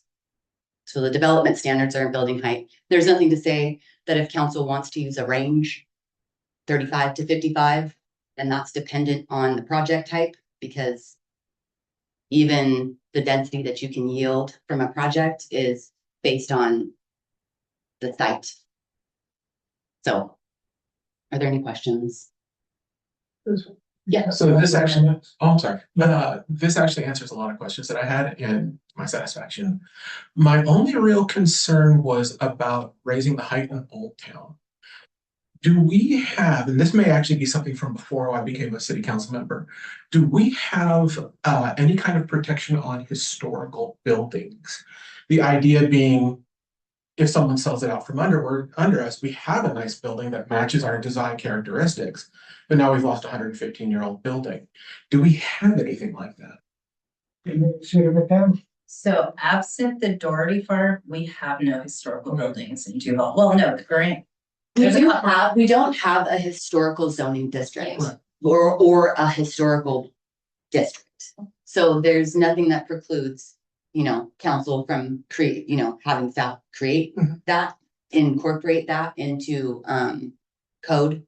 They're not, Or- we have a couple buildings that are Yeah. kind of scattered around. But for the purposes of zoning, we don't have a historical zone. We have an old zone. Yeah. Yeah, old buildings, but not historic. Go ahead. So just to let you know that under the State Environmental Policy Act, whenever someone proposes the demolition of a building that is potentially historic, so just because we've only identified and have registered the majority, that doesn't mean we don't have other historic buildings, right? They just may not have been registered yet. So if anyone were to propose the demolition of one of the old town or any building within the city that is over 45 years of age, under SEPA, the city may request that a historic evaluation be done on said building in order to determine if there's going to be an unavoidable impact to a potentially historic structure. And then if that evaluation is done and then we say, we need you to protect this building, then we can cross that bridge when we come to it. However, in the future, should the council ever decide to add to the work plan to create a historic district for Old Town, as much as I love a historic district and historic preservation rules, it can be really expensive to do all the evaluations of buildings and to get them registered and whatnot. But it can lead to protections of those buildings. It can potentially allow a property owner to get into a contract with the city for reduced property taxes in order to do maintenance. Like you have a contract to do maintenance for that building, like that are structural and not just like paint. But so maybe in the future, if you guys really want it, something for you to guys think about. And then, but in the meantime, we do have our design standards. So there are some other protections without a historic preservation in place. That actually makes me very happy. That was my main concern, was just, can we make sure that the flower shop stays around? Right. The only thing I would suggest is that if we ever do consider something like this, the town of Buda, Texas is about the size of Duval and has a historic core that they've managed to keep intact despite explosive growth from Austin. And if we ever decide to look at that, that's something we want to look into.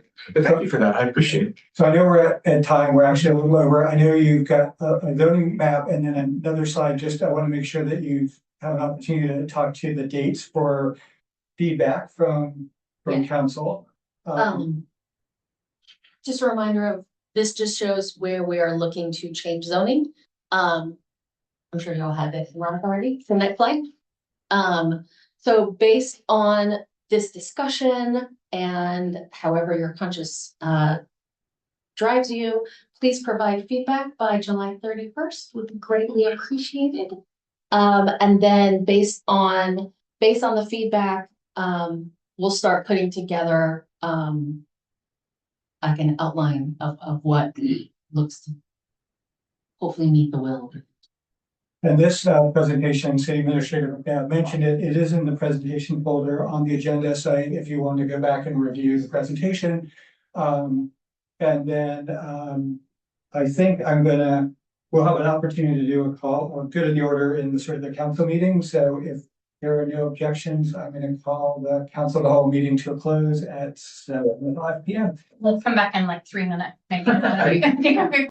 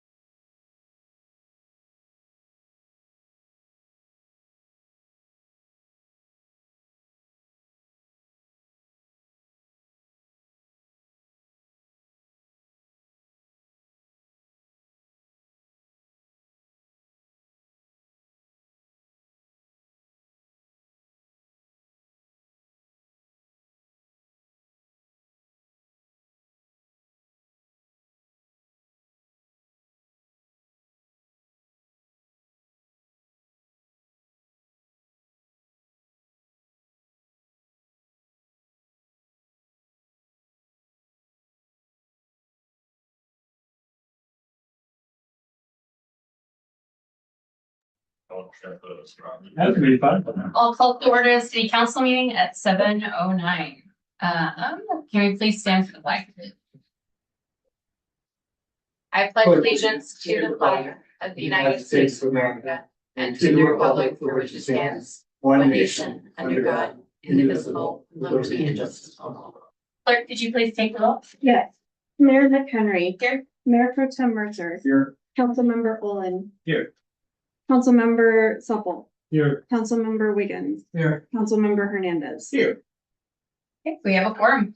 Are there any additions or corrections to the agenda? Not hearing or seeing any, so if then, is there a motion to adopt tonight's council agenda? Second, it's. Been moved and seconded to adopt tonight's council agenda. All those in favor say aye. Aye. All those opposed say no. Motion passes. Next up, we have one proclamation tonight. And this is for National Eagle Scout Day.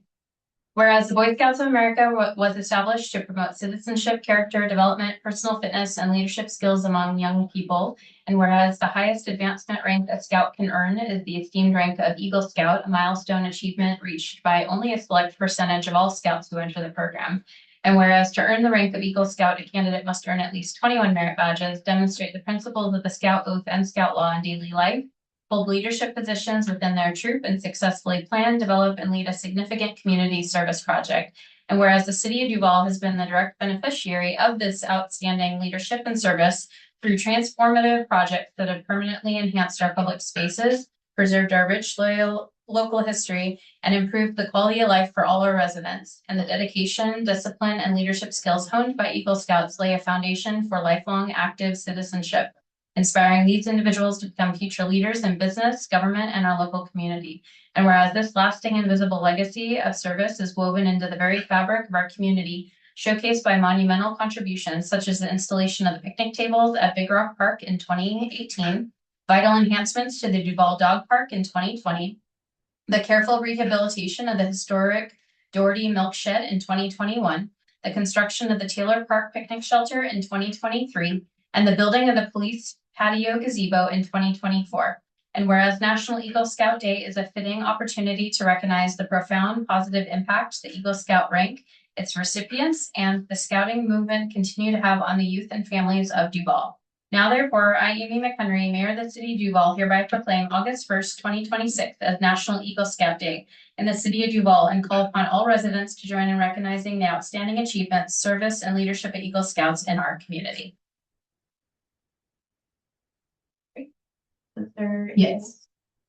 We have a short presentation to show some of the projects that we have had here from Eagle Scouts who worked on different projects in the city that we just wanted to celebrate. Evening, Council Steve Chef, Boat Works. So yeah, not an overly exciting project, but certainly tables are still efficiently used and there are several on site. So that was the 2018 Mason Dunbar picnic tables. And in the background, an older project for those is the playground that was actually fundraised and built by Eagle Scout too. That was a pretty big one. Much earlier though, your lives. Next slide. Charles Marco, 2020 Duval Dog Park. He worked with his troop and built and provided the fencing for the entire dog park with a little sitting gazebo. Next slide. Doherty Milk Shed, Brandon Fong, 2021. It's pretty funny. Yeah, nice job rehabbing that. And that is like the second time you actually had an Eagle Scout paint. That was the early 2000s we had on our project. This one was great. Skiing Peterson, his dad's a civil engineer. He did fantastic actual plans. They submitted for his building permit. And qualifying engineering standards for logs is not the same as going to a table for 4x4, 4x6, whatever that is in the standard building code. So that was a really good project. He did great. He is not in the engineering field. He went to school. He's in business school at WSU, but nonetheless, as an engineer, I think was hoping that that would tickle his interest, but it did not. It's fine. Yeah, police gazebo, patio, Matthew Beavers, another energetic young man who helped build the entire patio And the city usually augments things that these kids can't handle, so we did some grading for them and preparations, but yeah. Built the patio, they raised the money, we floated the mud, Cody and some of the crew, and then they built a little structure. That's lots of fun. Thank you for sharing that.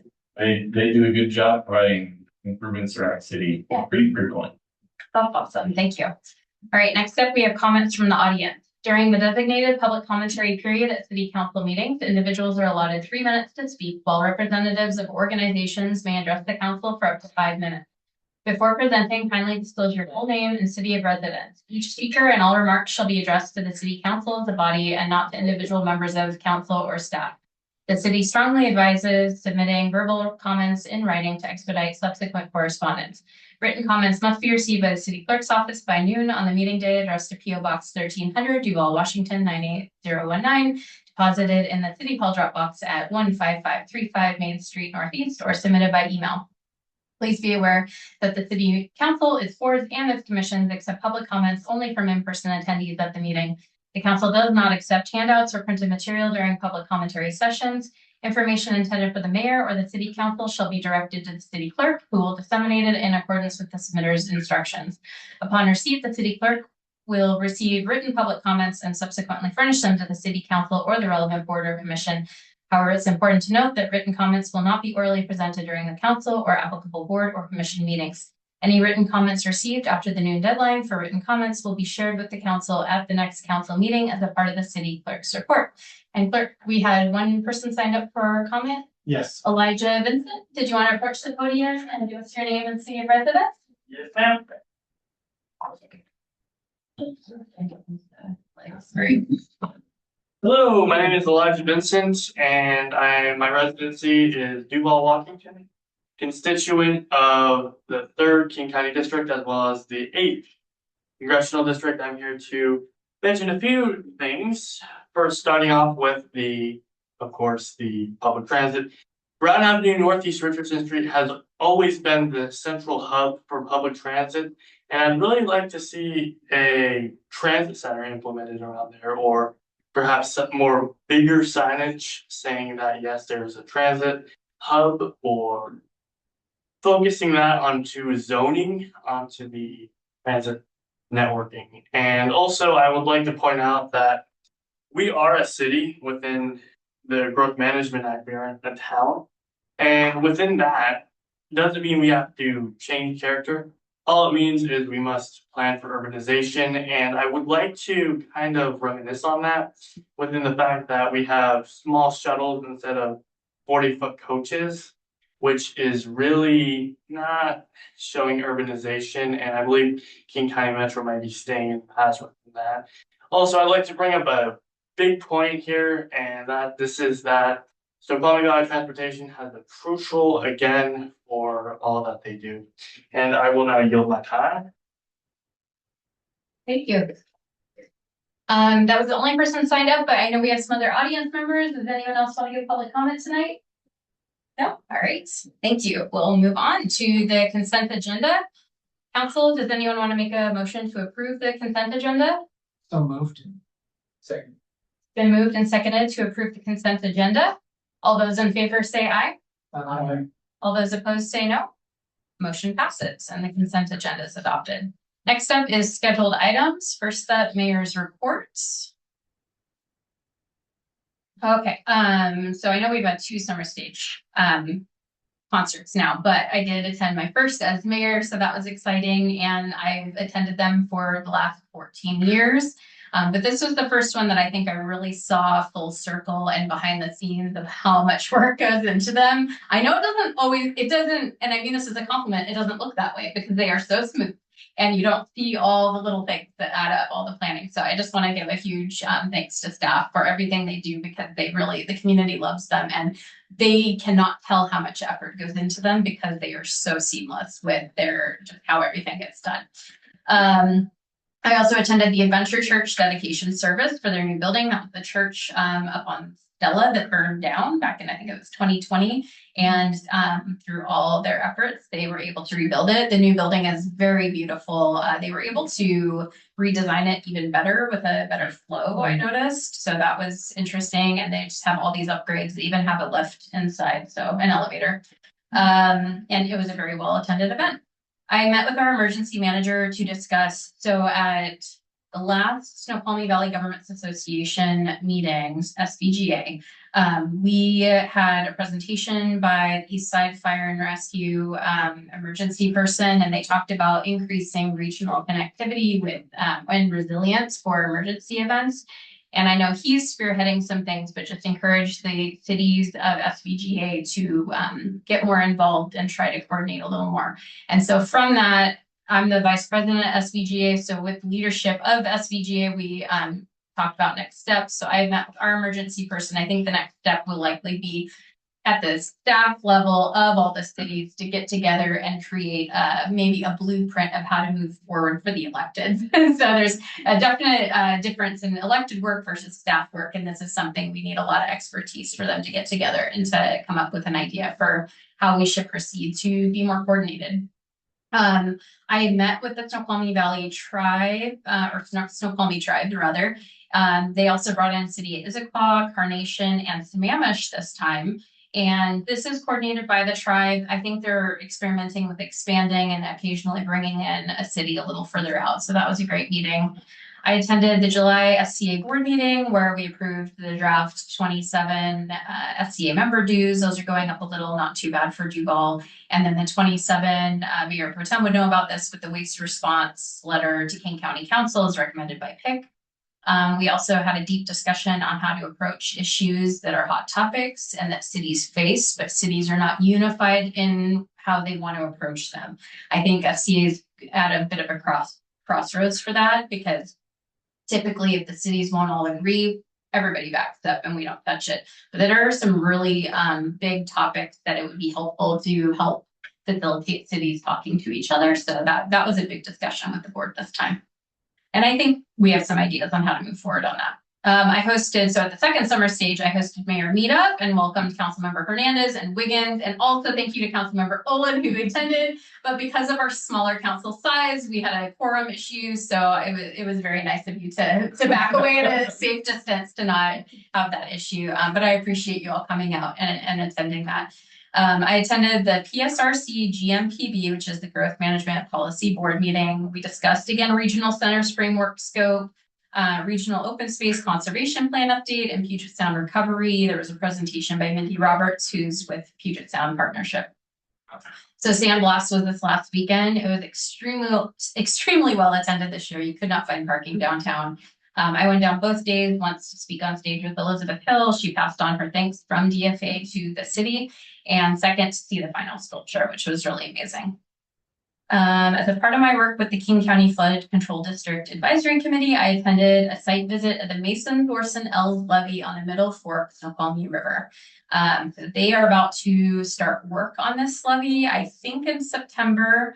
There's concern that there's definite damage they know of, but concern of how deep that damage goes. And so basically that levee protects a lot of neighborhoods in North Bend from getting flooded. And this levee is positioned right across from the bedrock of Little Cy. So that water is going to keep pushing on that land because it's the bedrock's not moving. These visits help us better understand all the damage the communities had, especially in the December 2025 flood. They also mentioned the March flood was significant for that levee as well, because that was just, even though it was, I think it wasn't as major as the December one, but it was so close right after that one that it also caused quite a bit of damage for them. So I'm just talking about the work required to repair and strengthen all those critical areas. And then lastly, I met with Jen Kirk, Executive Director of Reclaim. I'm planning to visit their facility in the future, as well as they're hosting a mayor meetup this Thursday, and it's a part of their Snoqualmie Valley Local Advocacy Team. So I will have more to report on that later. And that's all I have. So with that, we will next go to the City Administrator's update. Thank you. Good evening. Cynthia Mibina, City Administrator. Next slide. So we'll begin with our Public Works Department report with Director Lashewski. Good evening, Mayor, Council, staff, and citizens. Steve Leshevsky, Public Works. Top left is just a clip out of our recent submittal from our consultant. We're at 60% design for the ball field phase 2. One of the lines and squiggles, well, the squiggle lines are trails and or looped trails and or pump tracks. So those are fun. Some of the more geometric shapes, storm drain, access, storm drain issues involves field, of course. So kind of fun as we progress. We'll bring the color pictures and stuff in the near future. We are also getting ready for our August street sweeping where we ran a super for the month in lieu of the acceptable and average quality we get once a month with our contract service provider. And they do report to us when we need storm work. But we're going to be running that. We typically in the last 3 summers have swept all roads twice. So we're excited for that. That does help with our NPDES compliance along with just general street care and maintenance. And then tomorrow will be hot for summer stage. So there will be some misting tents for folks. And I think this sprinkler or some sort of spray hose system will be out there. So next slide. If you did or didn't notice, the roadway striping was done over Sunday night and last night. They had some malfunctions. They may be back to fix a couple things. But we do interlocal with King County for the service. They're cheaper. It's not quite pennies on the dollar, but they're substantially less when we quoted it out with private services, which, for example, on a project, it was 90 cents a foot. And that was just for Big Rock. And the other project last year was 10 or 12,000. And we do the whole city for under 20 with King County for fog line, center line, and any bike lane. And then we will also have them come back and do some thermal plastic, which is the differentiated material that crosswalk, which is more than paint. It's got some plastic elements in it. So that's there. There are a couple of mess ups, but not many. And they do that at night for us.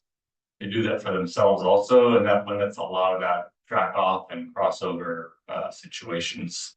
So next slide. Just a heads up, starting the first week of August, we're working on Brewer Road, so there will be a detour.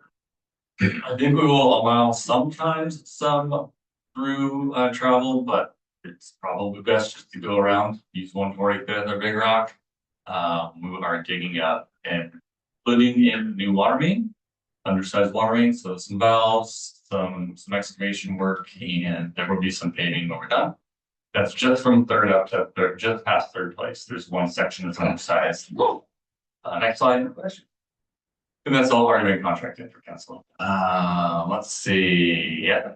Let's see. Water service replacement. So we had some leaks going on, and we have the backer truck for the month of July.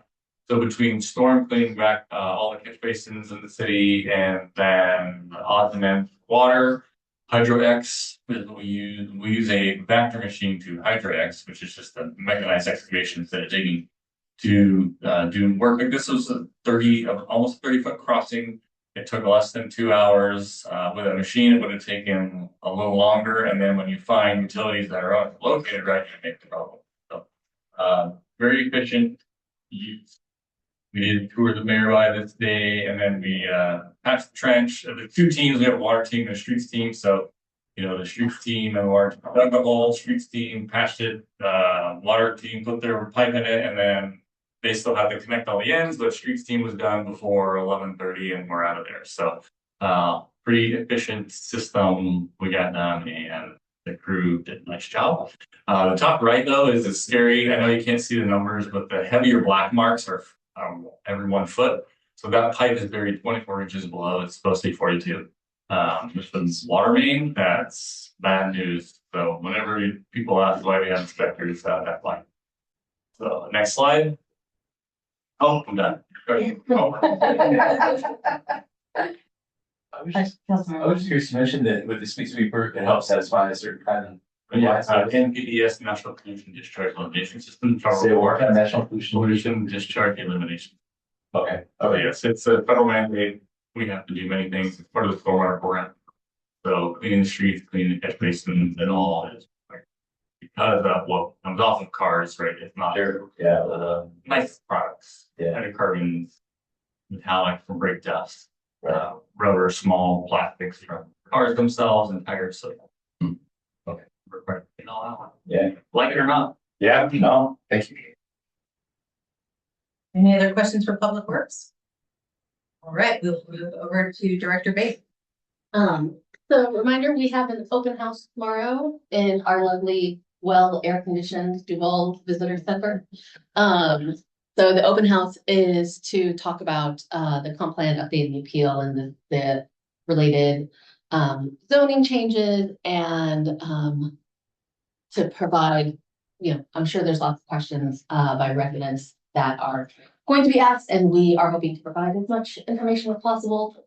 And we will have, coming up in the next month or so, we'll have additional open houses. We want to get all the information out there. So if you would like to attend, please let our city clerk know so that we don't violate any public meeting laws. Next slide, please.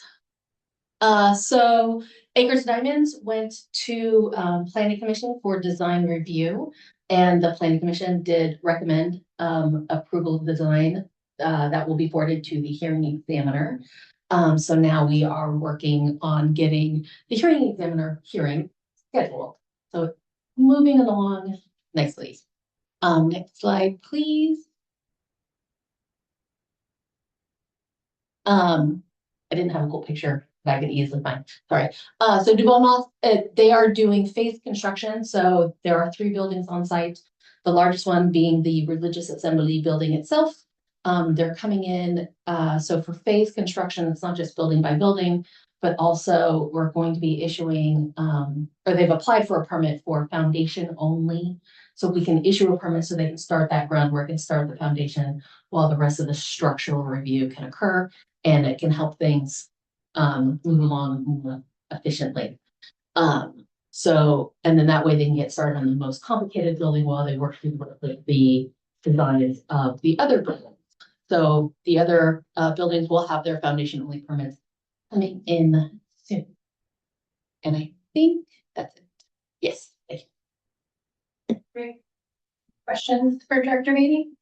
I have one super quick one. Is the open house style, is it drop in any time or is it sort of presentation style? So you should probably get there. Excellent question. If you would like to sit through a presentation, there will be one at the beginning. Attendance at the presentation is not mandatory. So you may come and go as you please. So presentation at the beginning, just to provide some overall feedback. And then we'll be having in the front room.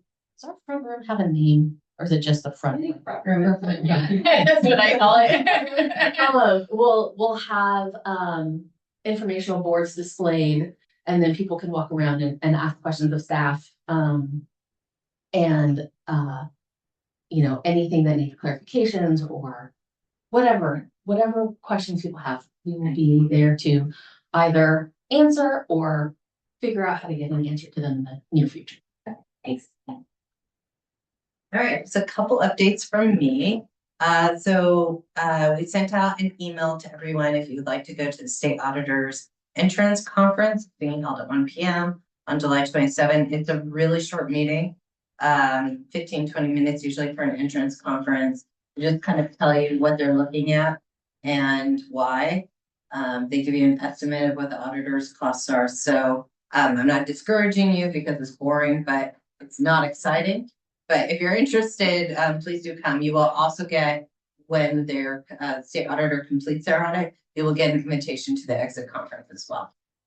Our county and state legislative priorities are now posted on our website. So if you go to the city council section of the website, they're there at the bottom. We will also start sending those out to our legislators and our county partners while also asking time to meet in the fall before it's a long legislative session. So I'm hoping to start scheduling meetings for October before they go down to Olympia for the legislative session in January. Our annual staff picnic and awards will be held during lunch on August 20th at Big Rock. If anyone would like to drop by and share lunch with us. We're also coordinating with Empower Youth Network to do a packing party after awards and lunch for any staff or council, or community members for that matter, who would like to stop and help out. Empower Youth Network is going to drop a bunch of their products. And if you've ever done a packing party, you just create an assembly line, you pack everything up, and so they have offered to do that. And it's not mandatory, but anybody who wants to stay a little longer. I did it once with Rita and another staff member, and I think in about 2 hours we packed the entire pantry that they had down there. So more hands make light work.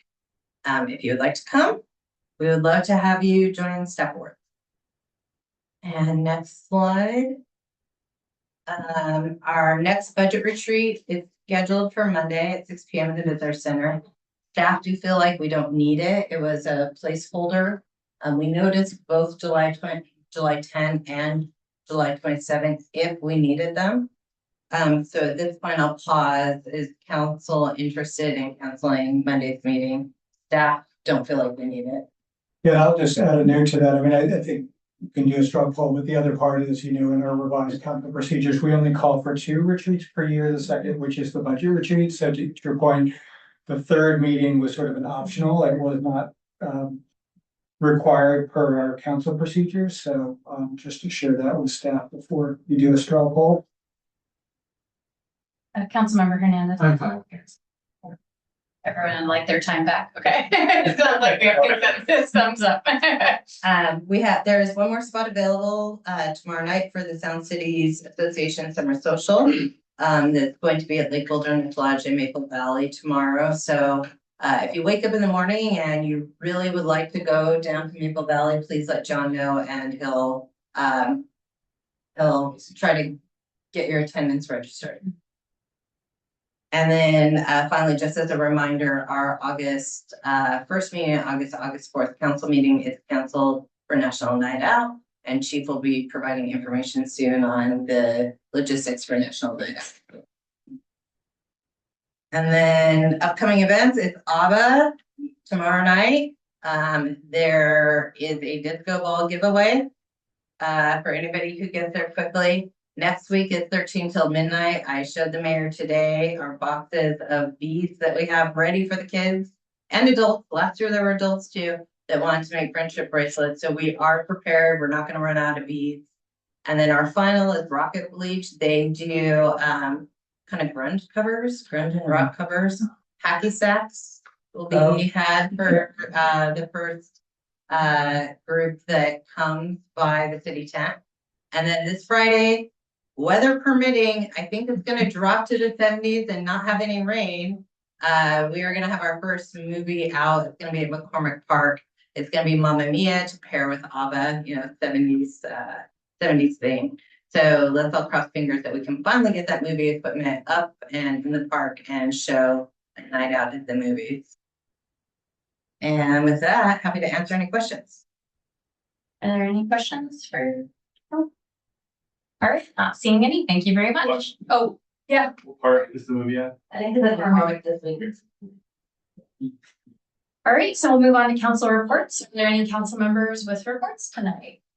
Councilmember Hernandez. So the last week I went as part of my research on DMZ Title VIII. I went to Camp United We Stand in Woodinville. Camp United We Stand is a homeless camp that basically allows people to have a place to stay and have a place of community. I met board president Ray Thomas on this, and he gave me a very, very good tour of the facilities. There's about 10 camps there with, I would say, 20 people currently there. And we spoke about logistics and how the camp works. And it is actually a community run camp where the people who live there actually make the rules for how it works. There's facilities for washing, facilities for hygiene, facilities for food, and even shelter is actually, when they can afford it, is actually provided. They don't have to come with their own stuff. In his talks, one of the things that we talked about was how they intake people. And normally they go through a process for it. However, he did mention that they do occasionally take drop-ins.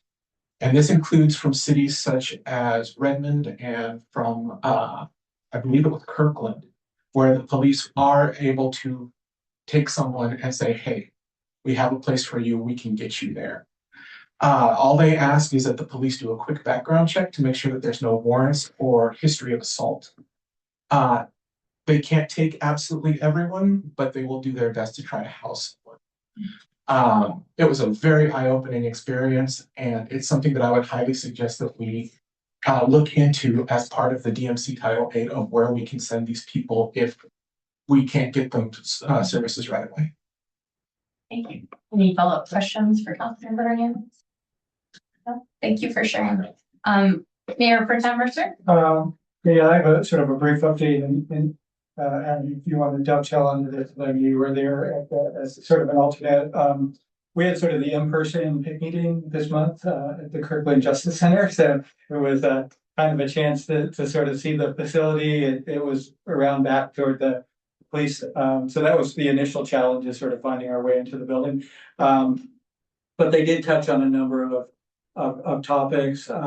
We did get an update from Dax on the Transportation Benefit District update, which I know the sort of city has sent in a letter that did in fact get passed. So that's a 0.1% tax for King County, of which the cities and SEA was able to negotiate with council 12.5% give back, I guess, in terms of allocation to projects within the city limits. So that was a net positive. It didn't get planned everywhere, and it didn't address everything that we sort of suggested, but it was a good sort of a proof of concept showing going forward. There was an update on the as I think the mayor mentioned, the emergency response to the wastewater rate increase, which doesn't impact Duval. We don't contract for our services, but a number of our adjacent jurisdictions do, and it's a double-digit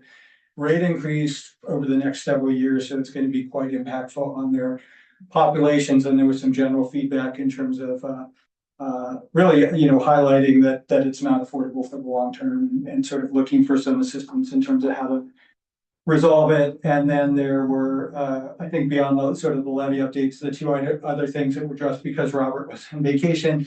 AJ sort of held we did a group breakout session where we discussed options for affordable housing and did some idea exchange, and then sort of reported back to the group. That was I think a good opportunity to do some information sharing, like cities and different size cities. We were broken out so that it wasn't all like to like. So you got the difference in bigger and smaller. And then I think the last update was from Laura, and it was around, I'm going to get the name of this wrong because it changed. It used to be called MID, which was the Mental Illness and Drug Dependency Behavioral Health Sales Tax Fund, MID.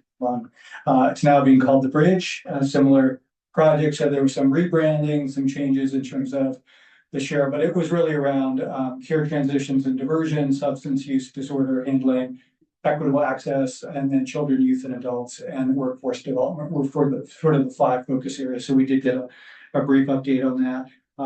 But I wanted to sort of give Councilmember Olin an opportunity. He was there early for sort of the pre-session, which I knew covered another topic. I don't know if you wanted to add to any of this or share what you may have heard in that initial session. Yeah, and so I had gone in person. I thought they were going to give an in-person tour of the facility. They did not. It was a virtual tour, so it was far less exciting. I'm trying to remember what. No, I didn't mean to put you on the spot. No, I hadn't really prepared to talk about it. Let me think about it for a second. I mean, so they have this facility where the idea is it's kind of an acute mental health facility, and largely people are intoxicated, and they take folks they take walk-ins also, but typically it's the police dropping folks off, and it's really just it's kind of for the first 24 hours of care when people are dropped off. And then they help them get back on their feet and release back into the community. I have a bunch of notes, I just don't have them here. And that's really what it was. It was just kind of showcasing what that facility does and how many people they handle and the kind of benefit to the local community. The one piece I'd add to that, and I kind of came at the very end, was the room in which they're held is sort of has all the facilities so they can access I think like attorney services and sort of video, and so they don't have to be sort of moved around. So it's the opportunity to access a lot of services in one place. But you know, it was kind of a highlight of, I think they were showing off some of the facilities. You kind of realize what these larger jurisdictions can fund. But you know, it was a good gathering place for the meeting. But yeah, and I kind of thought there was going to be a tour too. So I'm glad, you know, I was late and I missed the tour. So you know, since I missed the virtual tour. So. Well, thank you. I was gonna say any other counselor reports? Yeah, go ahead, So- Councilmember Olin. Besides the one that was forced on you. Yeah, well, I wanted to add, the one thing I came away from that session with too, that I kind of wanted to add, it ties a little bit back to the legislative priorities and the support of housing levy. So, you know, so it was just a thought, and this is also a little bit pre-formulated, you know, but so the way we have it in our legislative priorities right now, we just say that essentially we would like a seat at the table as this comes to fruition that we want. And so I think that probably at a high level is fine. What I wondered about is if it makes more sense to just leave it like that, or if it makes more sense up front to say something like that we would like to be able to help define what those funds are used for, because you assuming similar to the transportation benefit district, if it ends up being some kind of pass through, and if that pass through ends up being just some small portion of what the total is, right? You know, we get $10,000 back or something like that. That's really not all that meaningful, and we're not going to be able to make that actionable right away. But if some of our needs related to the overall affordable picture are related to infrastructure, are related to transportation, are related to roads, are related to bus services, signage, you know, et cetera. Maybe we can channel some of that towards those needs that help support the social equity of affordable housing as a whole. And so I don't know whether it makes sense to put that into the legislative updates and help advocate for that with our state representatives or not. But that was one thing I kind of walked away with. They didn't so much talk about that so much at the SCA meeting. But it was just something as I've been thinking about this that we may or may not want to include. So I just wanted to mention that. Okay. Yeah, I would just say, as I don't know about you, Mayor Pro Tem with AWC, but I did forget to mention in my report that we did have our first meeting for the SCA legislative priorities, and it seems like everyone's working on them earlier, but I'm hearing a lot of the same themes, and what you just said came up in SCA as well. Not just having a seat at the table, and same for the KCTD. Great, we have the pass through, but okay, for the other money, are we going to get a say on what projects get prioritized? Because we know best what roads affect our residents, the ones that are outside our city limits, and are we going to have a meaningful way to make sure, oh, if you do this, oh, don't forget about this one. You know, I mean, there's just things that if you live out here, you know, without even thinking about it, because you live it and you experience it. So I heard that coming up on almost every topic for SCA on their legislative agenda that is getting developed. I'm not sure if AWC is the same, where we're just feeling a little edged out. And so we'd like to, you know, make sure we're there and can participate. Yeah, we actually do. It hasn't happened, so I didn't provide an update, but beyond the small working group tomorrow, there's actually a 3.5-hour session for legislative priorities tomorrow afternoon. And I know the first session, you know, was a lot around discussion on tools, but I think dovetailed with that conversation was really around the flexibility. So it wasn't really just, you know, passing over progressive tax from the state level to the local level, you know, both more progressive tax mechanisms, but also I think, you know, input into the process, and then also flexibility on implementation, which has really been the sticking point, because you know, whether it's a timing basis, whether it's incubating, matching funds, there's lots of different ways that cities choose to execute these initiatives, and it's not a one size fits all. So I expect that a lot of the conversation tomorrow will pivot into around some of the flexibility and how we share that and engage with our legislators to sort of drive that message home. And Councilmember Olin, did you have more with your report, or was that it? That's all. Anyone else have any reports? Okay, and did you have a response at all, or you just were taking notes? I was taking notes. Okay. All right, great. So with that, we will move on. We do have one public hearing tonight, so I'll read this and then I will open it. In adherence to the regulations outlined for public hearings before the Duval City Council as a part of Chapter 10 of Council Procedures, any individual seeking to address the council during the designated public comment segment must comply with the following procedures. First, sign in on the provided form specific to the public hearing, and second, thoroughly complete all pertinent sections of the said form. Upon the commencement of the hearing, as announced by the chair, typically the mayor, the city clerk will present the sign-in sheet to the chair. Subsequently, the chair will proceed with the agenda for the public hearing.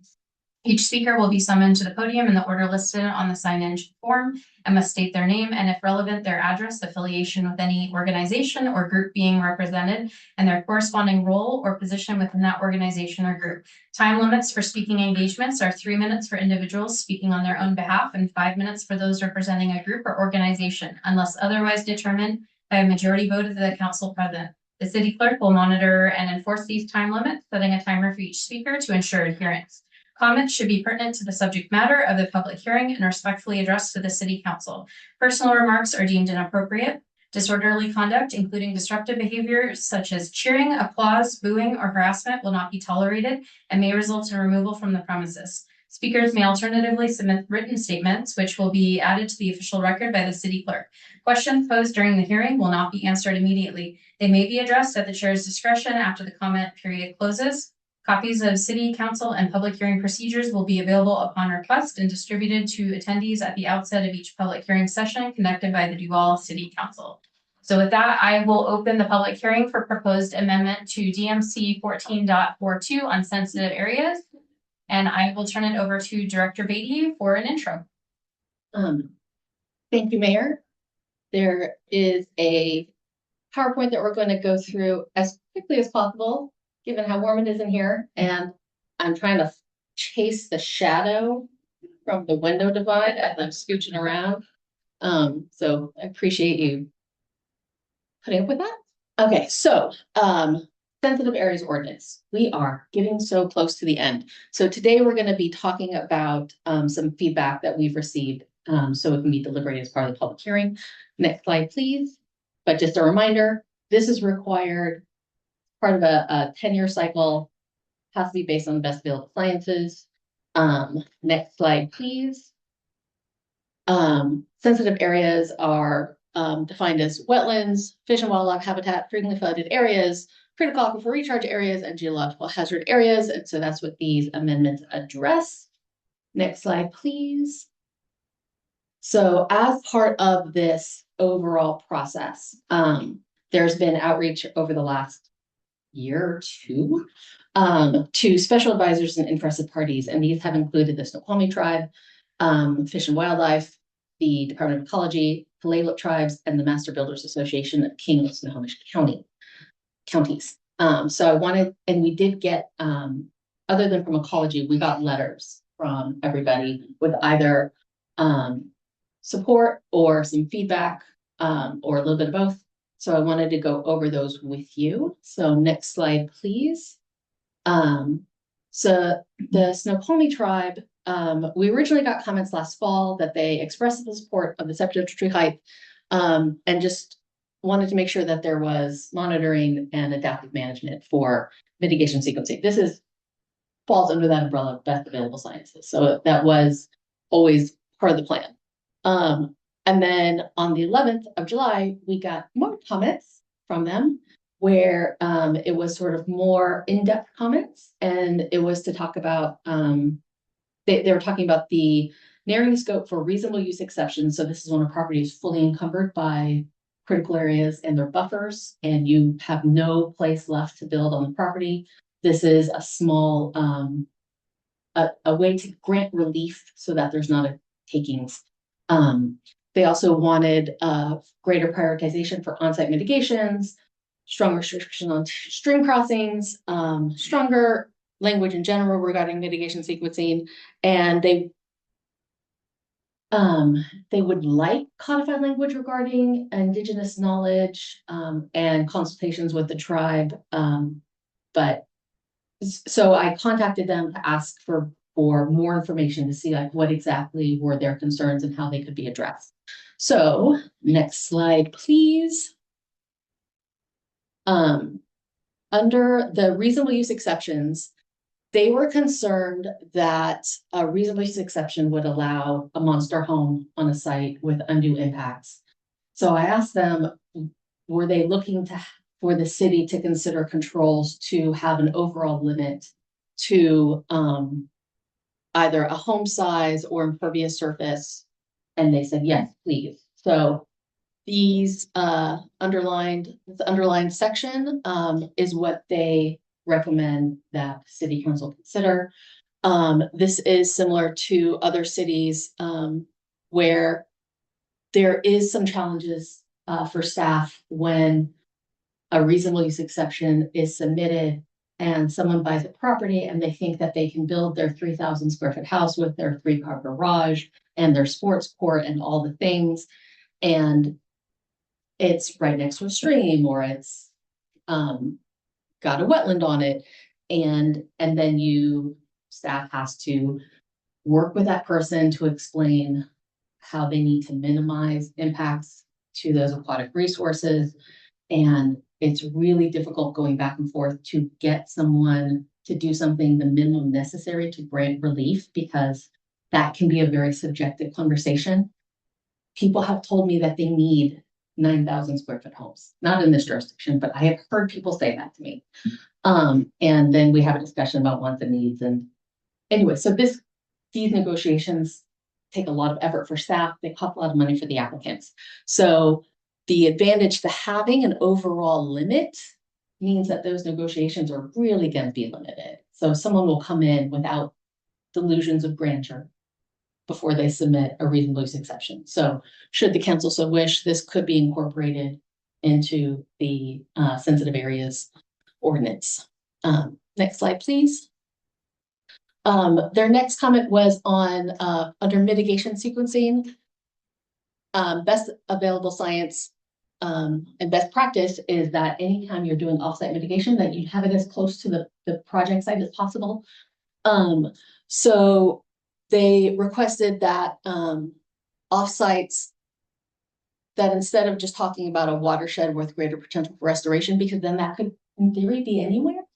So they wanted it to be more focused in close proximity, hence this edit. Staff does not feel like this is a bad idea. So should the council so wish, this also could be included within the amendments. Next slide, please. They wanted a little bit stronger language on impacts of streams with either crossings or relocations to only be where necessary. So really make it clear, if it's not absolutely necessary, you shouldn't do it, which the best available science supports, but just stronger language to that effect. Staff doesn't have any objections to clarifying that. So yet another amendment for the council to consider. Next slide, please.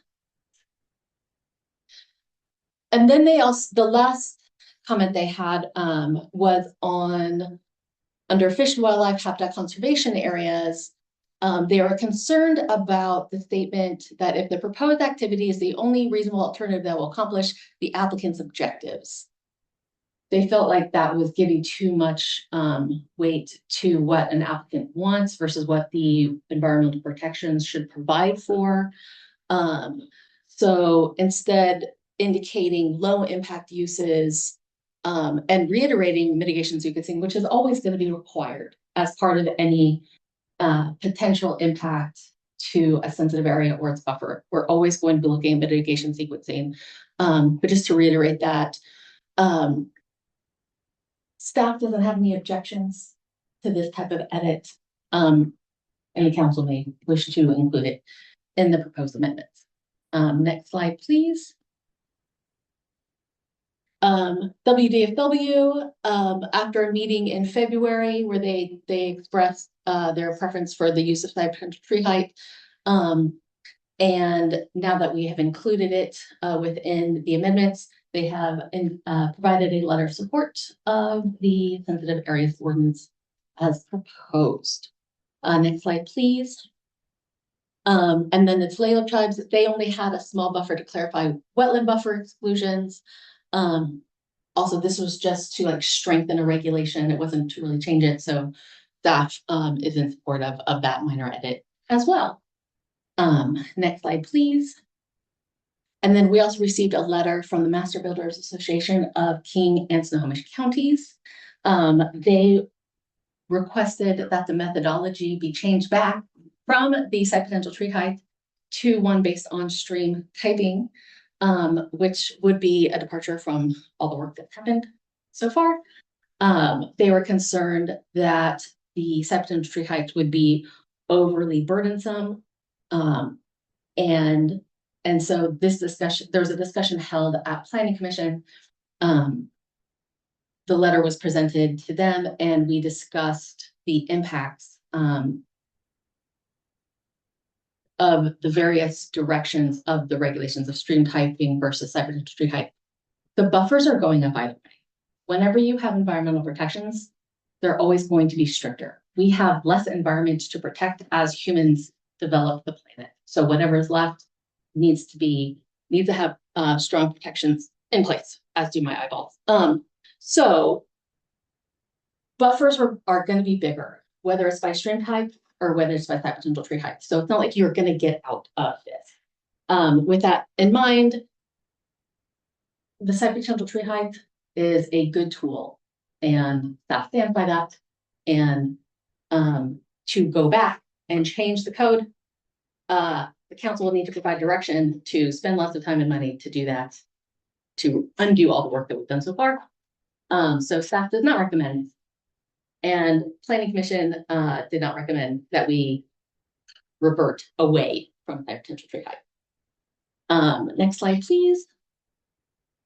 So with the reopening of the public hearing and any discussions or questions by City Council, and then if there's general support for the various amendments and edits that have been proposed by interested parties and our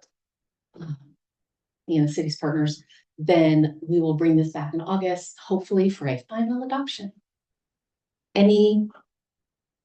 We'll save council questions Right, okay. when it comes up on existing business, but we do have one person signed up for the public hearing, Brian McKinster, if you'd like to approach the podium and give your comment. Thank you, Councilmember McKinley. I think you're getting my name right. No one ever does, especially because my handwriting is atrocious, I know.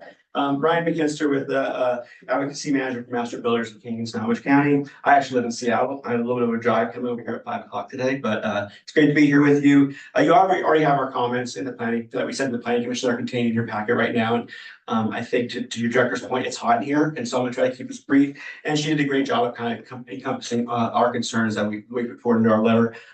Originally, as she mentioned, your original consultant had more of a set setbacks, we'll say, methodology. Yeah, obviously it's going to go up. We recognize that. We're working on this in a number of jurisdictions. And I will say, Fish and Wildlife has said it's the best available science. That doesn't mean you have to adopt it. If you look in the letter that we wrote, there's actually a recent case law that says it doesn't have to be tree potential tree height to go with that. Fish and Game can give you guidance to what they believe is best available science, but it's not locked in. And so there's an opportunity to do that. In fact, over 10 communities that are your sister communities right around this area have not adopted potential tree height. I would say the biggest concern is not necessarily larger buffers. We know that is what's happening. Your director made a very valid point. It's going to always go that way. The issue is you don't, and none of the jurisdictions have all those things mapped. And so for when you're going to develop a lot, you do not know what your developable area is until you do that study. So which means if there's a lot that you're going to put something on, you may not even consider it. I'll use an example in Portland when I worked with the home builders down there. There are certain type of trees you could never remove, but they had to be basically, you had to know what you can do with them, where you can move them. And so basically, if there's a certain type of tree on that lot, I'll get to why it's similar. They just walked away. They didn't develop it. And the concern there is you may not be able to hit the numbers for that you need at the different levels of affordability that are required by the analysis in the state. Thank you. And that was our only sign up. Does anyone else in the audience wish to speak on this public hearing? Okay, not seeing any. So with that, I will close the public hearing now. and we will move on to existing business. First up, we have amendment to DMC Title 8, use of city public property and use of city park facilities, up for just discussion with our city administrator, Cynthia McNabb. Good evening. Here to talk about some final edits. So if we could bring up the red line document from the council packet, I think that would be helpful. So we've kind of narrowed everything down to 2 items, I believe, but happy to take feedback on anything else that council needs to deliberate on for me to be able to mark up a final draft for council vote. So tonight, this is still just for decision. When it comes back, you'll have a kind of final clean draft of it, as well as an ordinance to implement it. So I haven't written that ordinance because I want to make sure that we take the time we need to get this right. So once we have that up, I will work through what's left. And in the council packet, I made highlighted sections to kind of identify the items that are left for deliberation. So we will go first to the first highlight, which is I think on, I see what page is on my computer. Page down, I think it's page 3. You'll find the first highlighted section. Maybe page 4. Okay, so the first thing is, which was a result of the deliberation last time this was at council. I deleted all those references, those cross references to other code sections, because including public urination is all contained in Title 9 of the Duval Municipal Code. And so the city attorney more or less considered those references redundant, so I took them all out. So that's just the first call out. Moving down to go ahead. Member Supple? Yeah, so, you know, if someone's trying to figure out what the regulations are or the ordinances, they come in here, look at this, but there's no reference to urination in another section of the ordinance. So how is somebody supposed to know by reading this section that there's another ordinance referencing? So they wouldn't know from reading this code that you also can't, in addition to can't. So the references were drinking in public, harassment, obstructing government operation, public disturbance, public indecency, which also included urination. Those are all in Title 9. So reading Title 8 specifically on camping in 8.15 and 8.16, you wouldn't know from reading these that they're also contained in Title 9. Yeah, I guess the point I'm making is it took a city attorney to tell us that. So how is it an out statement? Police officers supposed to know that, you know, that they're not following city ordinances. We have it. We have it. Mr. Ray, you always appear when you hear attorneys, so there you are. Good evening.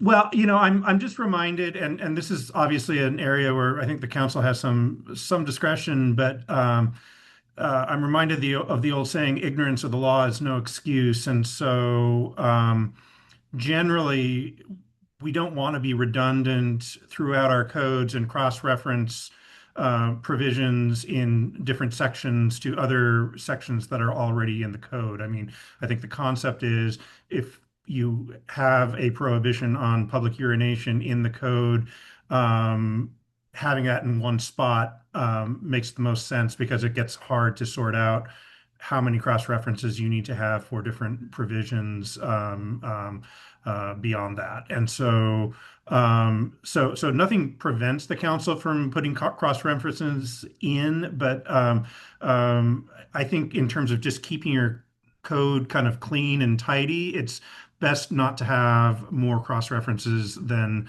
necessary, and that hopefully just having it in one logical place in the code makes the most sense. Okay. Next page. So two highlighted sections here. So these, I think, are kind of the last of the decisional points. So the first is the time frame. So right now, it's written with 24 hours notice to the individual who is in violation of either the camping, like physically camping or leaving their belongings in a public place. 24 hours notice, then after 24 hours, we could take enforcement action.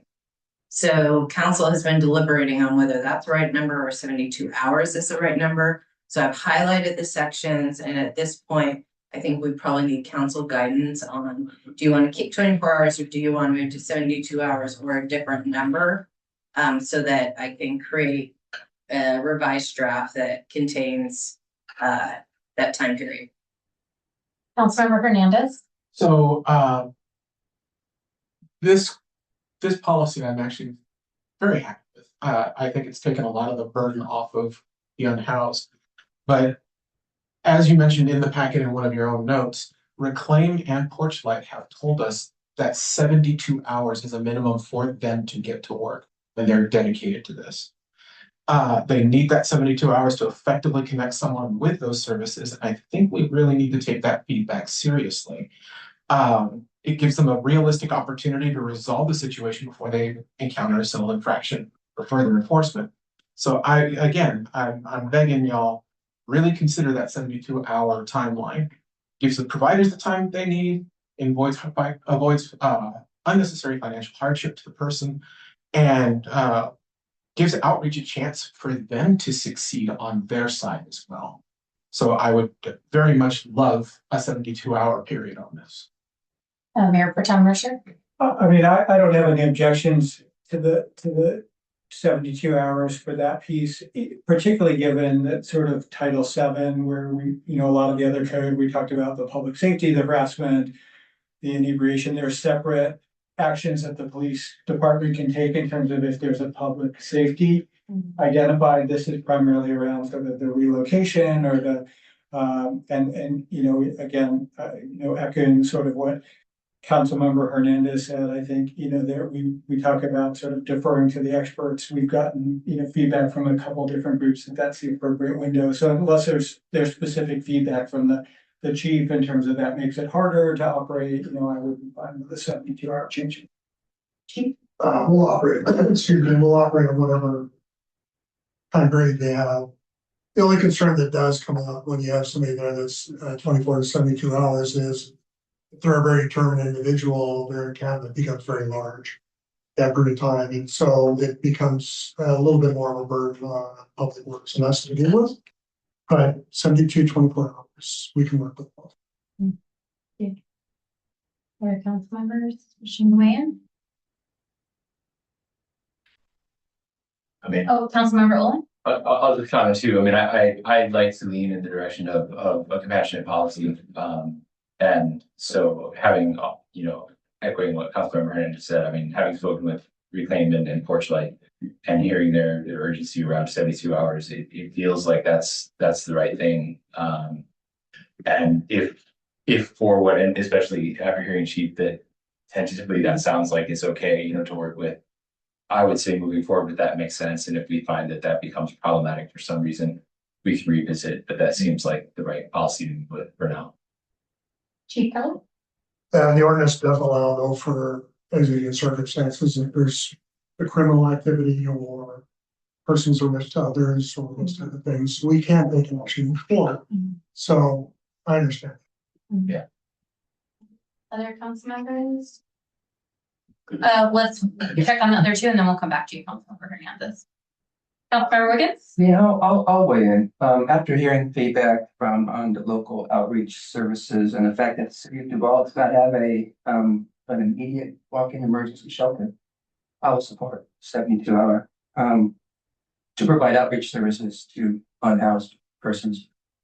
Now, my question is, when it comes to camping, if we got a camper van pulling into McCormick Park, the guy knows that we've got, I'm playing a bad actor, the guy knows we've got 72 hours now. Could he literally pull in on a Friday night, set up his camp, van, he's passing through, and you give him a warning, and he knows he's got till Sunday, that's okay with him, because he was planning on hanging out from Friday to Sunday. And then off he goes to Sunday. Can we get played that way? I'd have to see how the ordinances finally come to that fruition when it comes out, but we would make that contact and have a good discussion on what is proper. If somebody denies the use of that park by camping, then that does fall in this category where we can take some action early. But we do have situations where sometimes people are parked in at Depot Park for an extended period of time, and I've tried to work with them towards getting the resources and availability, and we've allowed some of that to happen. Yeah, I'm not referring to homeless, I'm talking about people that are just driving down the west coast and they're gonna stop in Duval.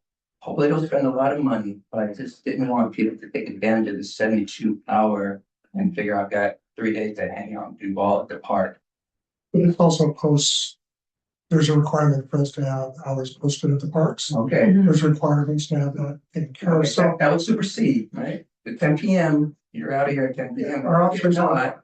our officers always weigh the differences, right? If somebody just has an intention that they're going to camp out because they don't have a campsite at KOA or something else, it's different than somebody that is unhoused. Correct. And is at a detriment to themselves being in that type of situation. So that does have a little different. Okay. I'm fine then. Councilmember Supple, do you want to weigh in? Yeah, I guess I'll be the bad guy for that. I'm in favor of the 24 hours just because people that are unhoused, more than 50 or 60% refuse to services. And so you give somebody, what are the chances of getting somebody that's gonna say, oh, I'm unhoused and camping in this park, oh, you're gonna offer me services? Yeah, I'll take you right up on it. I don't think that's gonna happen here in Duval. I mean, we've got people that are homelessness is not a crime, but there's a lot of crime associated with homelessness. And you look at around the Seattle area, you've got people that are getting arrested for drugs, there's sex trafficking in some of these parks. It's just, I don't know what it is about it, but it just kind of collects around these parks. So I would be in favor of 24 hours just because I really don't think the majority of people that are camping out are going to take advantage of the services that are being offered.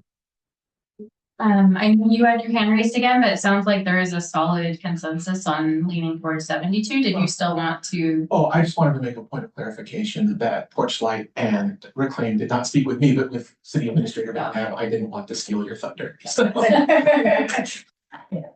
All right, sounds like you have consensus on that item, and I would also say that I appreciate that, and I think as Councilmember Olin said, nothing is permanent. If things are not working or you need to reevaluate, but I do appreciate leaning toward the longer time, as that is what the experts in this field are saying, that they realistically need often to work with people to get them into the services. And I think the goal is to get people the services they need and be compassionate. And it sounds like the longer time works better in most cases, but we can always reevaluate in the future if that is an issue. Okay, so the next decision point, if we could go down and then we'll come back up. So I did, right there. So I did make an adjustment, highlighted. So there was a question on the $250, whether a person who both camps and had their belongings would be charged $500 for the same event. And so I clarified this language to say, should an individual be found to have violated both subpart A and subpart B, the fine imposed shall be a single fine of $250 so that someone isn't facing $500 for both being present and for having their belongings there. So with that correction, if we could go back up, the last remaining, I think, deliberative question is the amount. If 250, it's down from 1,000. We started at 1,000, now it's at 250. So just council direction on the amount. Councilmember Hernandez. So I really pushed hard for $250. I do still like $250, honestly. If we could get that lower to 200, I'd be happier. 150 or 150 even better. But I do understand that lowering the fine, you start getting the opposite problem of it stops being a deterrent. I do believe that a range between 150 and 250 would be enough for someone to get services. There are services that will help pay financial bills out there. They are limited. They would not pay 1,000. They may pay 250. They would likely pay more than likely pay 150. That said, I understand the enforcement part of this and would be fine with anything between 150 and 250. Thank you. Other council members? Councilmember Supple? Well, from what I've read, I think the trend in certain cities, Tukwila, Burien, other cities, they're raising the fees. Like Burien, I think is $1,000 now. Tukwila is probably right around there. So, you look at the trend in the cities with respect to unhoused camping in the cities, they seem to be going away from this, well, I won't say compassionate view, but more stricter enforcement laws to manage the issues that they're facing. So I would be in favor of 250 or greater than 250. Okay. Mayor Pro Tem Mercer? So, I know a lot of the feedback from the organizations that weighed in on this is like, 250 might as well be 1,000, but I do think you need to sort of draw a line and this is kind of, trying to find the median between, what is, without sort of taking it down to zero, because, to Councilmember Hernandez, there may be, opportunities to defer some of this cost, but I do think you need to sort of peg it at something that is manageable, which I think the 250 is. It may not be manageable for everyone, but sort of across the spectrum, it's kind of a good middle ground without, making it entirely out of reach or dropping it to such a floor where it loses some of the deterrent factor. So I would be fine with leaving it at 250. Councilmember Olin or Wiggins? Councilmember Olin?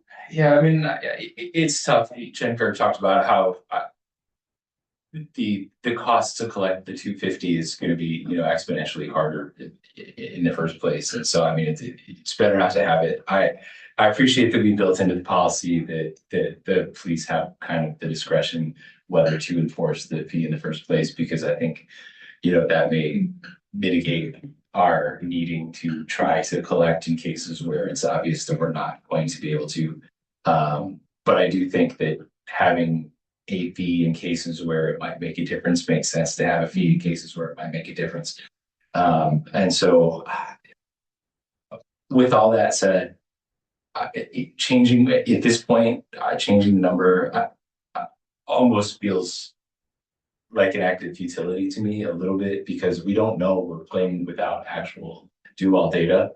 And so I kind of want to just start somewhere and see what happens, and then move. If we find that we start interacting with the supportive community for all, and they would be able to help 80% of the cases covering $150, then sure, maybe it makes sense to drop to 150 and they would help and jump in. And if we find that raising to $1,500 would serve as a deterrent for 80% of the cases, then maybe we should go up to 50, but we don't know, and so I feel like we got to start somewhere.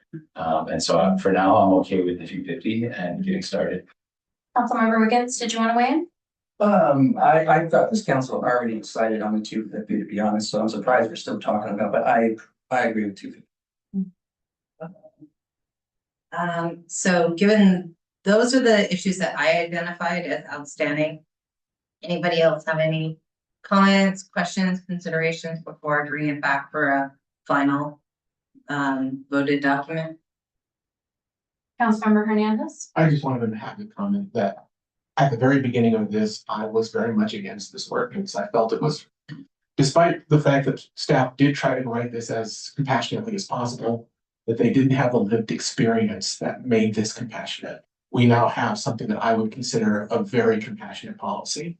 And I am very happy with what I'm seeing.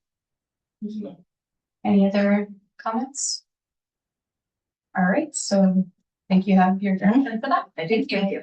Next up, we have Agenda Bill 26-57, proposed amendment to DMC 14.42 on sensitive areas. This is discussion/decision with Director Beatty. So as we have discussed, through various council hearings, and presented just a little while ago, there have been plenty of edits to the sensitive areas ordinance. There's been back and forth on approaches, and we now have something that we feel very confident in following best available science, and something that has been vetted and worked through with various agencies and partners. And we would like to know if you have any questions or any other edits or changes. Mayor Pretender. So I have sort of two questions just based on the information that was presented during the public hearing, and they're really more points of clarification than anything else. I think one is there were 4 areas, substantial or substance areas where the tribe weighed in and sort of suggested some additional changes. There were some additional, tweaks from the Tualatin tribe and more minor. But one was if the document that we're adopting tonight includes those, or you need direction. So that was sort of question number one. Question number two was more, the letter from Fish and Wildlife was dated the 20th. The letter from the tribe was the 16th. The Department of Wildlife, Fish and Wildlife indicated they supported the changes. I was just curious if they supported the changes which were inclusive of what the tribe had put forward, or if they had seen an earlier draft that they approved. Which one do you want to start? City Administrator McNabb, and then I don't know which one you're taking on, but it's more of a point of clarification. We're not going to ask for a decision tonight because we got so much late feedback. Okay. So on the 18th, we'll bring. Okay, so this is more direction this evening, just to clarify. Okay, go ahead, Director Beatty. Did you want to, or that's what you were going to say also? That, my brain just misfired. Could you please repeat what you're? Yeah, I'll try to actually do it a little more clear. I'll do it in reverse order. So the letter on the 20th from the Department of Fish and Wildlife, was that based on the feedback? It wasn't inclusive of Snoqualmie Tribe's feedback. It was not, because there was enough time to get back. That's what I thought was the case, but I wanted to sort of. However, anything that's going to provide further clarity or potentially even further restrictions, the Department of Fish and Wildlife. I knew they weren't going to sort of reverse their perspective, so, but thank you. Councilmember Wiggins. Similar question, Director Beatty. The changes, the recommendations from the tribe that you captured here, has the tribe seen these, and are they okay with your edits? They haven't seen these exact edits, but we discussed what they wanted. And I'm a pretty good note taker. And so when we discussed, the reasonable exception was the biggest component of our discussion. And so when I brought up a limitation to home size, then there was talk about, well, could that just be sprawling? And then we discussed the limit to impervious surface as a way of containing and sort of forcing some sort of development, whether it be a home or whatever, being more compact in footprints. Because the discussion was that such impervious surface would include both like the footprint and a driveway and a patio and a walkway. So they were very comfortable with when I spoke this language with them supporting it. Did you have a follow-up? Yeah, there's something I answer it. Yeah. Were they very comfortable with the mitigation sequencing and the other slides that you showed us? Yes, so we spoke through each of these sections, and they said, well, if you take this out and basically move it with language regarding proximity, that's what they were. Okay. Thank you. Other questions or thoughts? Councilmember Olin? I was just curious about the codified language. Did you discuss what they wanted in terms of how of codifying did staff have any concerns about our codifying when and if and how we will work with the tribe in terms of? Great question. So we did have at the end of our discussion, and all of these edits were also based on their letter. So then conversation was to clarify what specifically, as far as coordinating with the tribe. There's no state mandates right now for only certain projects to have coordination with local tribes. But we did speak, and I told them that regardless of any state legislation, staff is interested in working with them to figure out how best to partner with them on them, providing comments or like doing a referral of applications and figuring out when there need to be archaeological studies or investigations done on sites. So I told them I already have my calendar for later in the fall to ping them so that we can then schedule something for later in the winters once we have all this basket of work wrapped up to figure out a work plan for coordinating with them and figuring out like a better workflow. Did you want to share with that? Yeah, so a little bit of context too on that specific request. So the state in the last legislative session adopted, for the purposes of state programming and state projects, some tribal consultation protocols that were new and adopted by the legislature. King County is also considering for unincorporated King County a methodology that would match what the Snoqualmie tribe was asking for. For the cities, and there aren't many who have gone through that process with their tribal partners, it's about a year of work to do that negotiation and to bring it back to the city, the departments and city councils. So the work is extensive and it needs to be careful and deliberative work. So trying to force it into sensitive areas when it is a separate body of work is not something that staff recommend. We would like to do it as its own body of work. Mayor Pro. I will follow up it, but Okay, no one you have else a has a follow-up? question. Councilmembers, no? Anyone? Well, I think everyone else. Okay. I just want to make sure. The only other question I had, and it was a little bit in the comments you had around revisiting some of the changes based on the feedback that you've gotten, and then the discussion in planning commission. And I wasn't sure if this was for City Administrator McNabb or you, Director Beatty, but I know we kind of attempted to go middle of the road, and there was feedback that was not appropriate, that was not the direction to go into. So I just wanted to amplify a little bit what you said about versus the reverting, both in terms of just the guidance that we've gotten in terms of the direction forward. Yeah, so after our first draft, entire draft came to council, and we gotten some comments back from Fish and Wildlife and our tribal partners. City Engineer Grinnell and I met with the Department of Fish and Wildlife.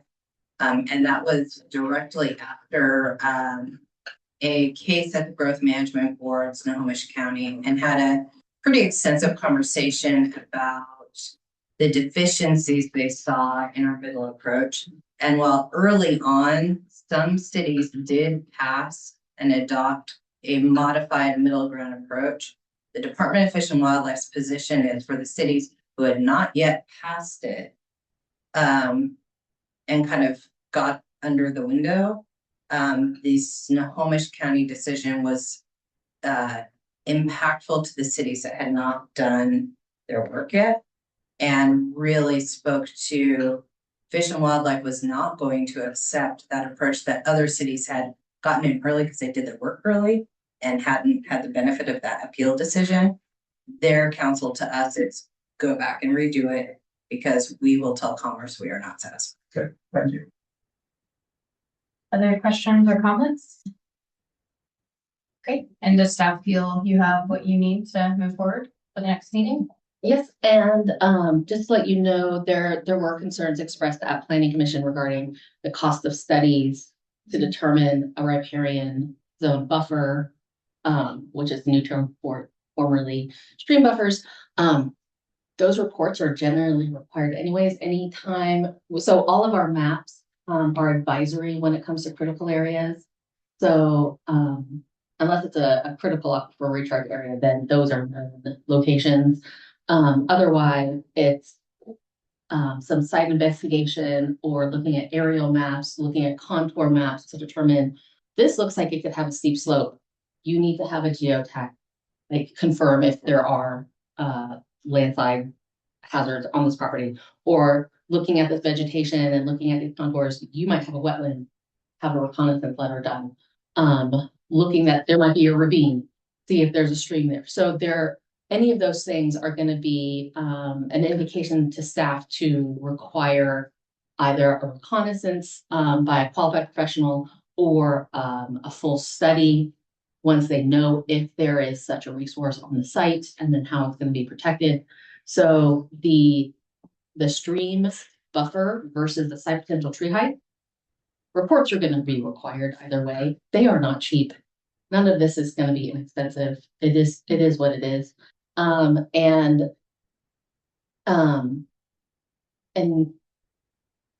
if for some reason in several years we are having a really difficult time with this, then we can talk with WDFW. There would have been much more cities that have adopted these and would have been implementing them for a while.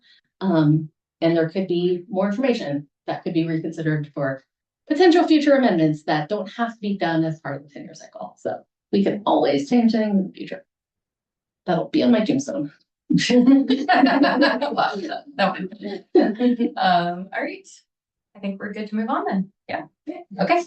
All right. So next up, the Duval City Council will now meet in executive session to evaluate the qualifications of candidate for appointment to elective office. However, any interview of such candidate or final action appointing a candidate to elective office shall be in a meeting open to the public, as allowed by RCW 42.30.110(1)H. Council will meet in executive session until you want to start with 20 minutes. Okay, I think I'm trying to be optimistic. I think so we'll be in executive session until 8:56 p.m. We are expected to take further action following executive session. And we will let the clerk know if we need to extend it. And we have a link. I forgot to say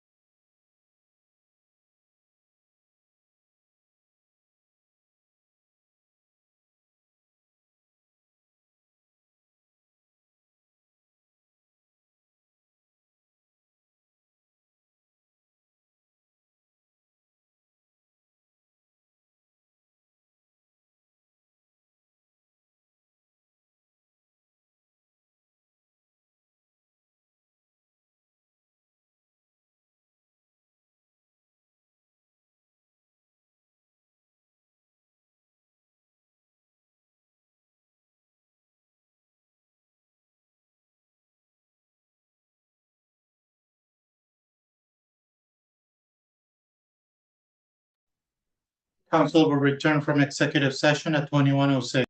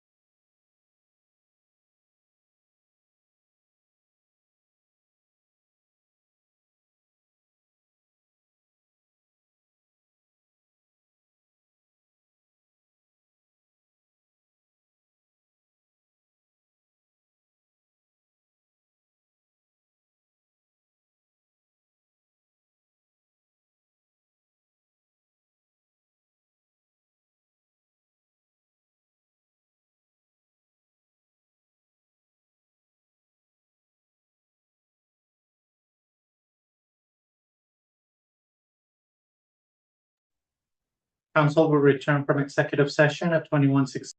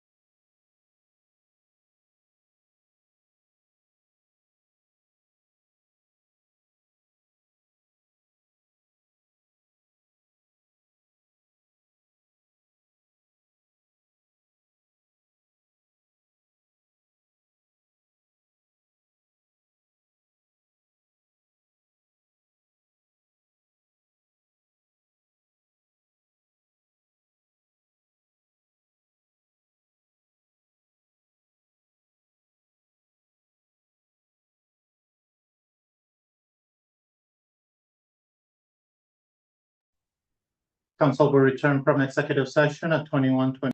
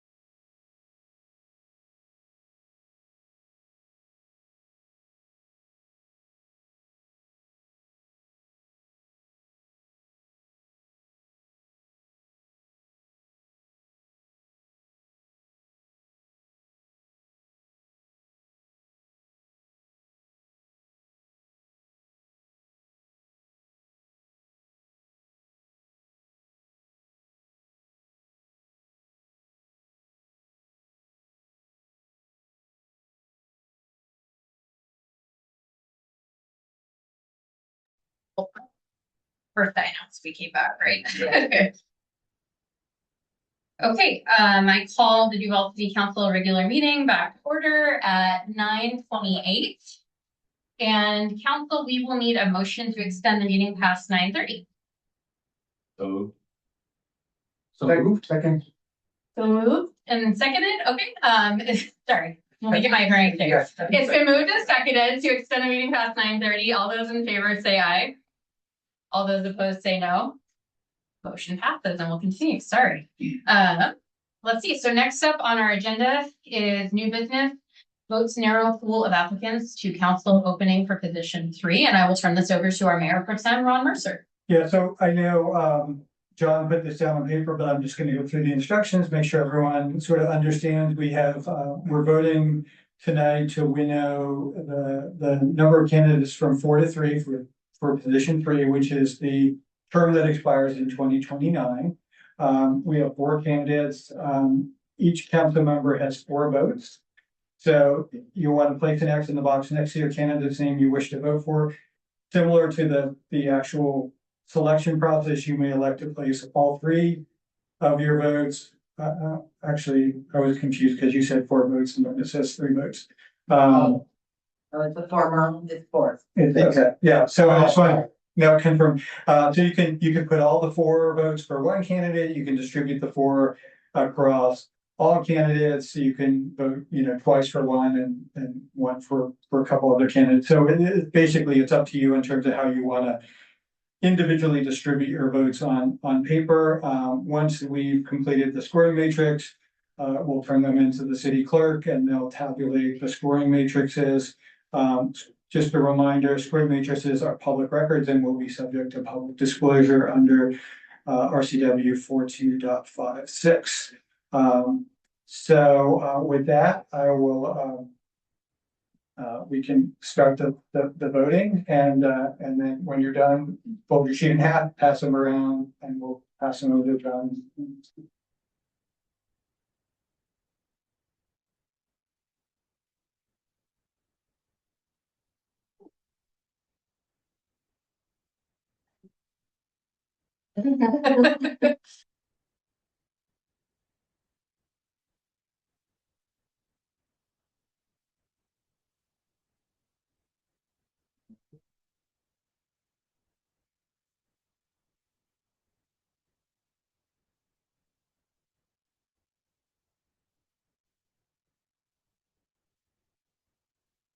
And John, I probably should have written the candidates' names, but I'm sure you'll do that when you read out the results.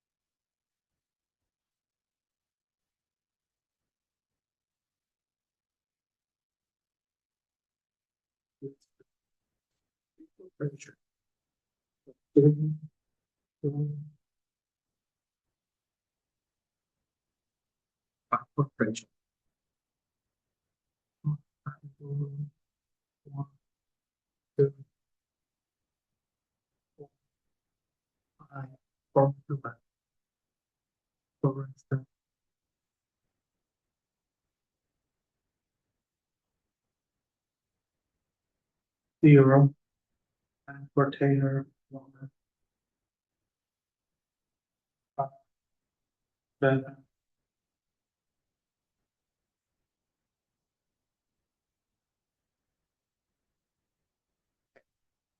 the results of the voting are as follows. For candidate Frazier, 5 votes.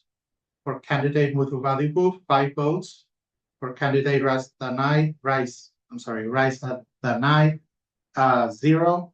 And for candidate Taylor, 10 votes. Or do you So have- I think that's, That's we've narrowed our candidates to 3. Mhm. For those candidates, we will not meet on the 4th because of National Night Out. The first meeting in August is when we will do the candidate interviews and select the open position or select the candidate for open position. For position 3, yes, and then, yeah, and I'm assuming the clerk will email the candidate to let them know. Yeah, I emailed all the candidates, letting them know of the timeline for appointment. Great. All right, so with that, last thing is good of the order. Is there anything from any council for the good of the order? Seeing none, we will go ahead and adjourn the city council meeting at 9:34. Thank you.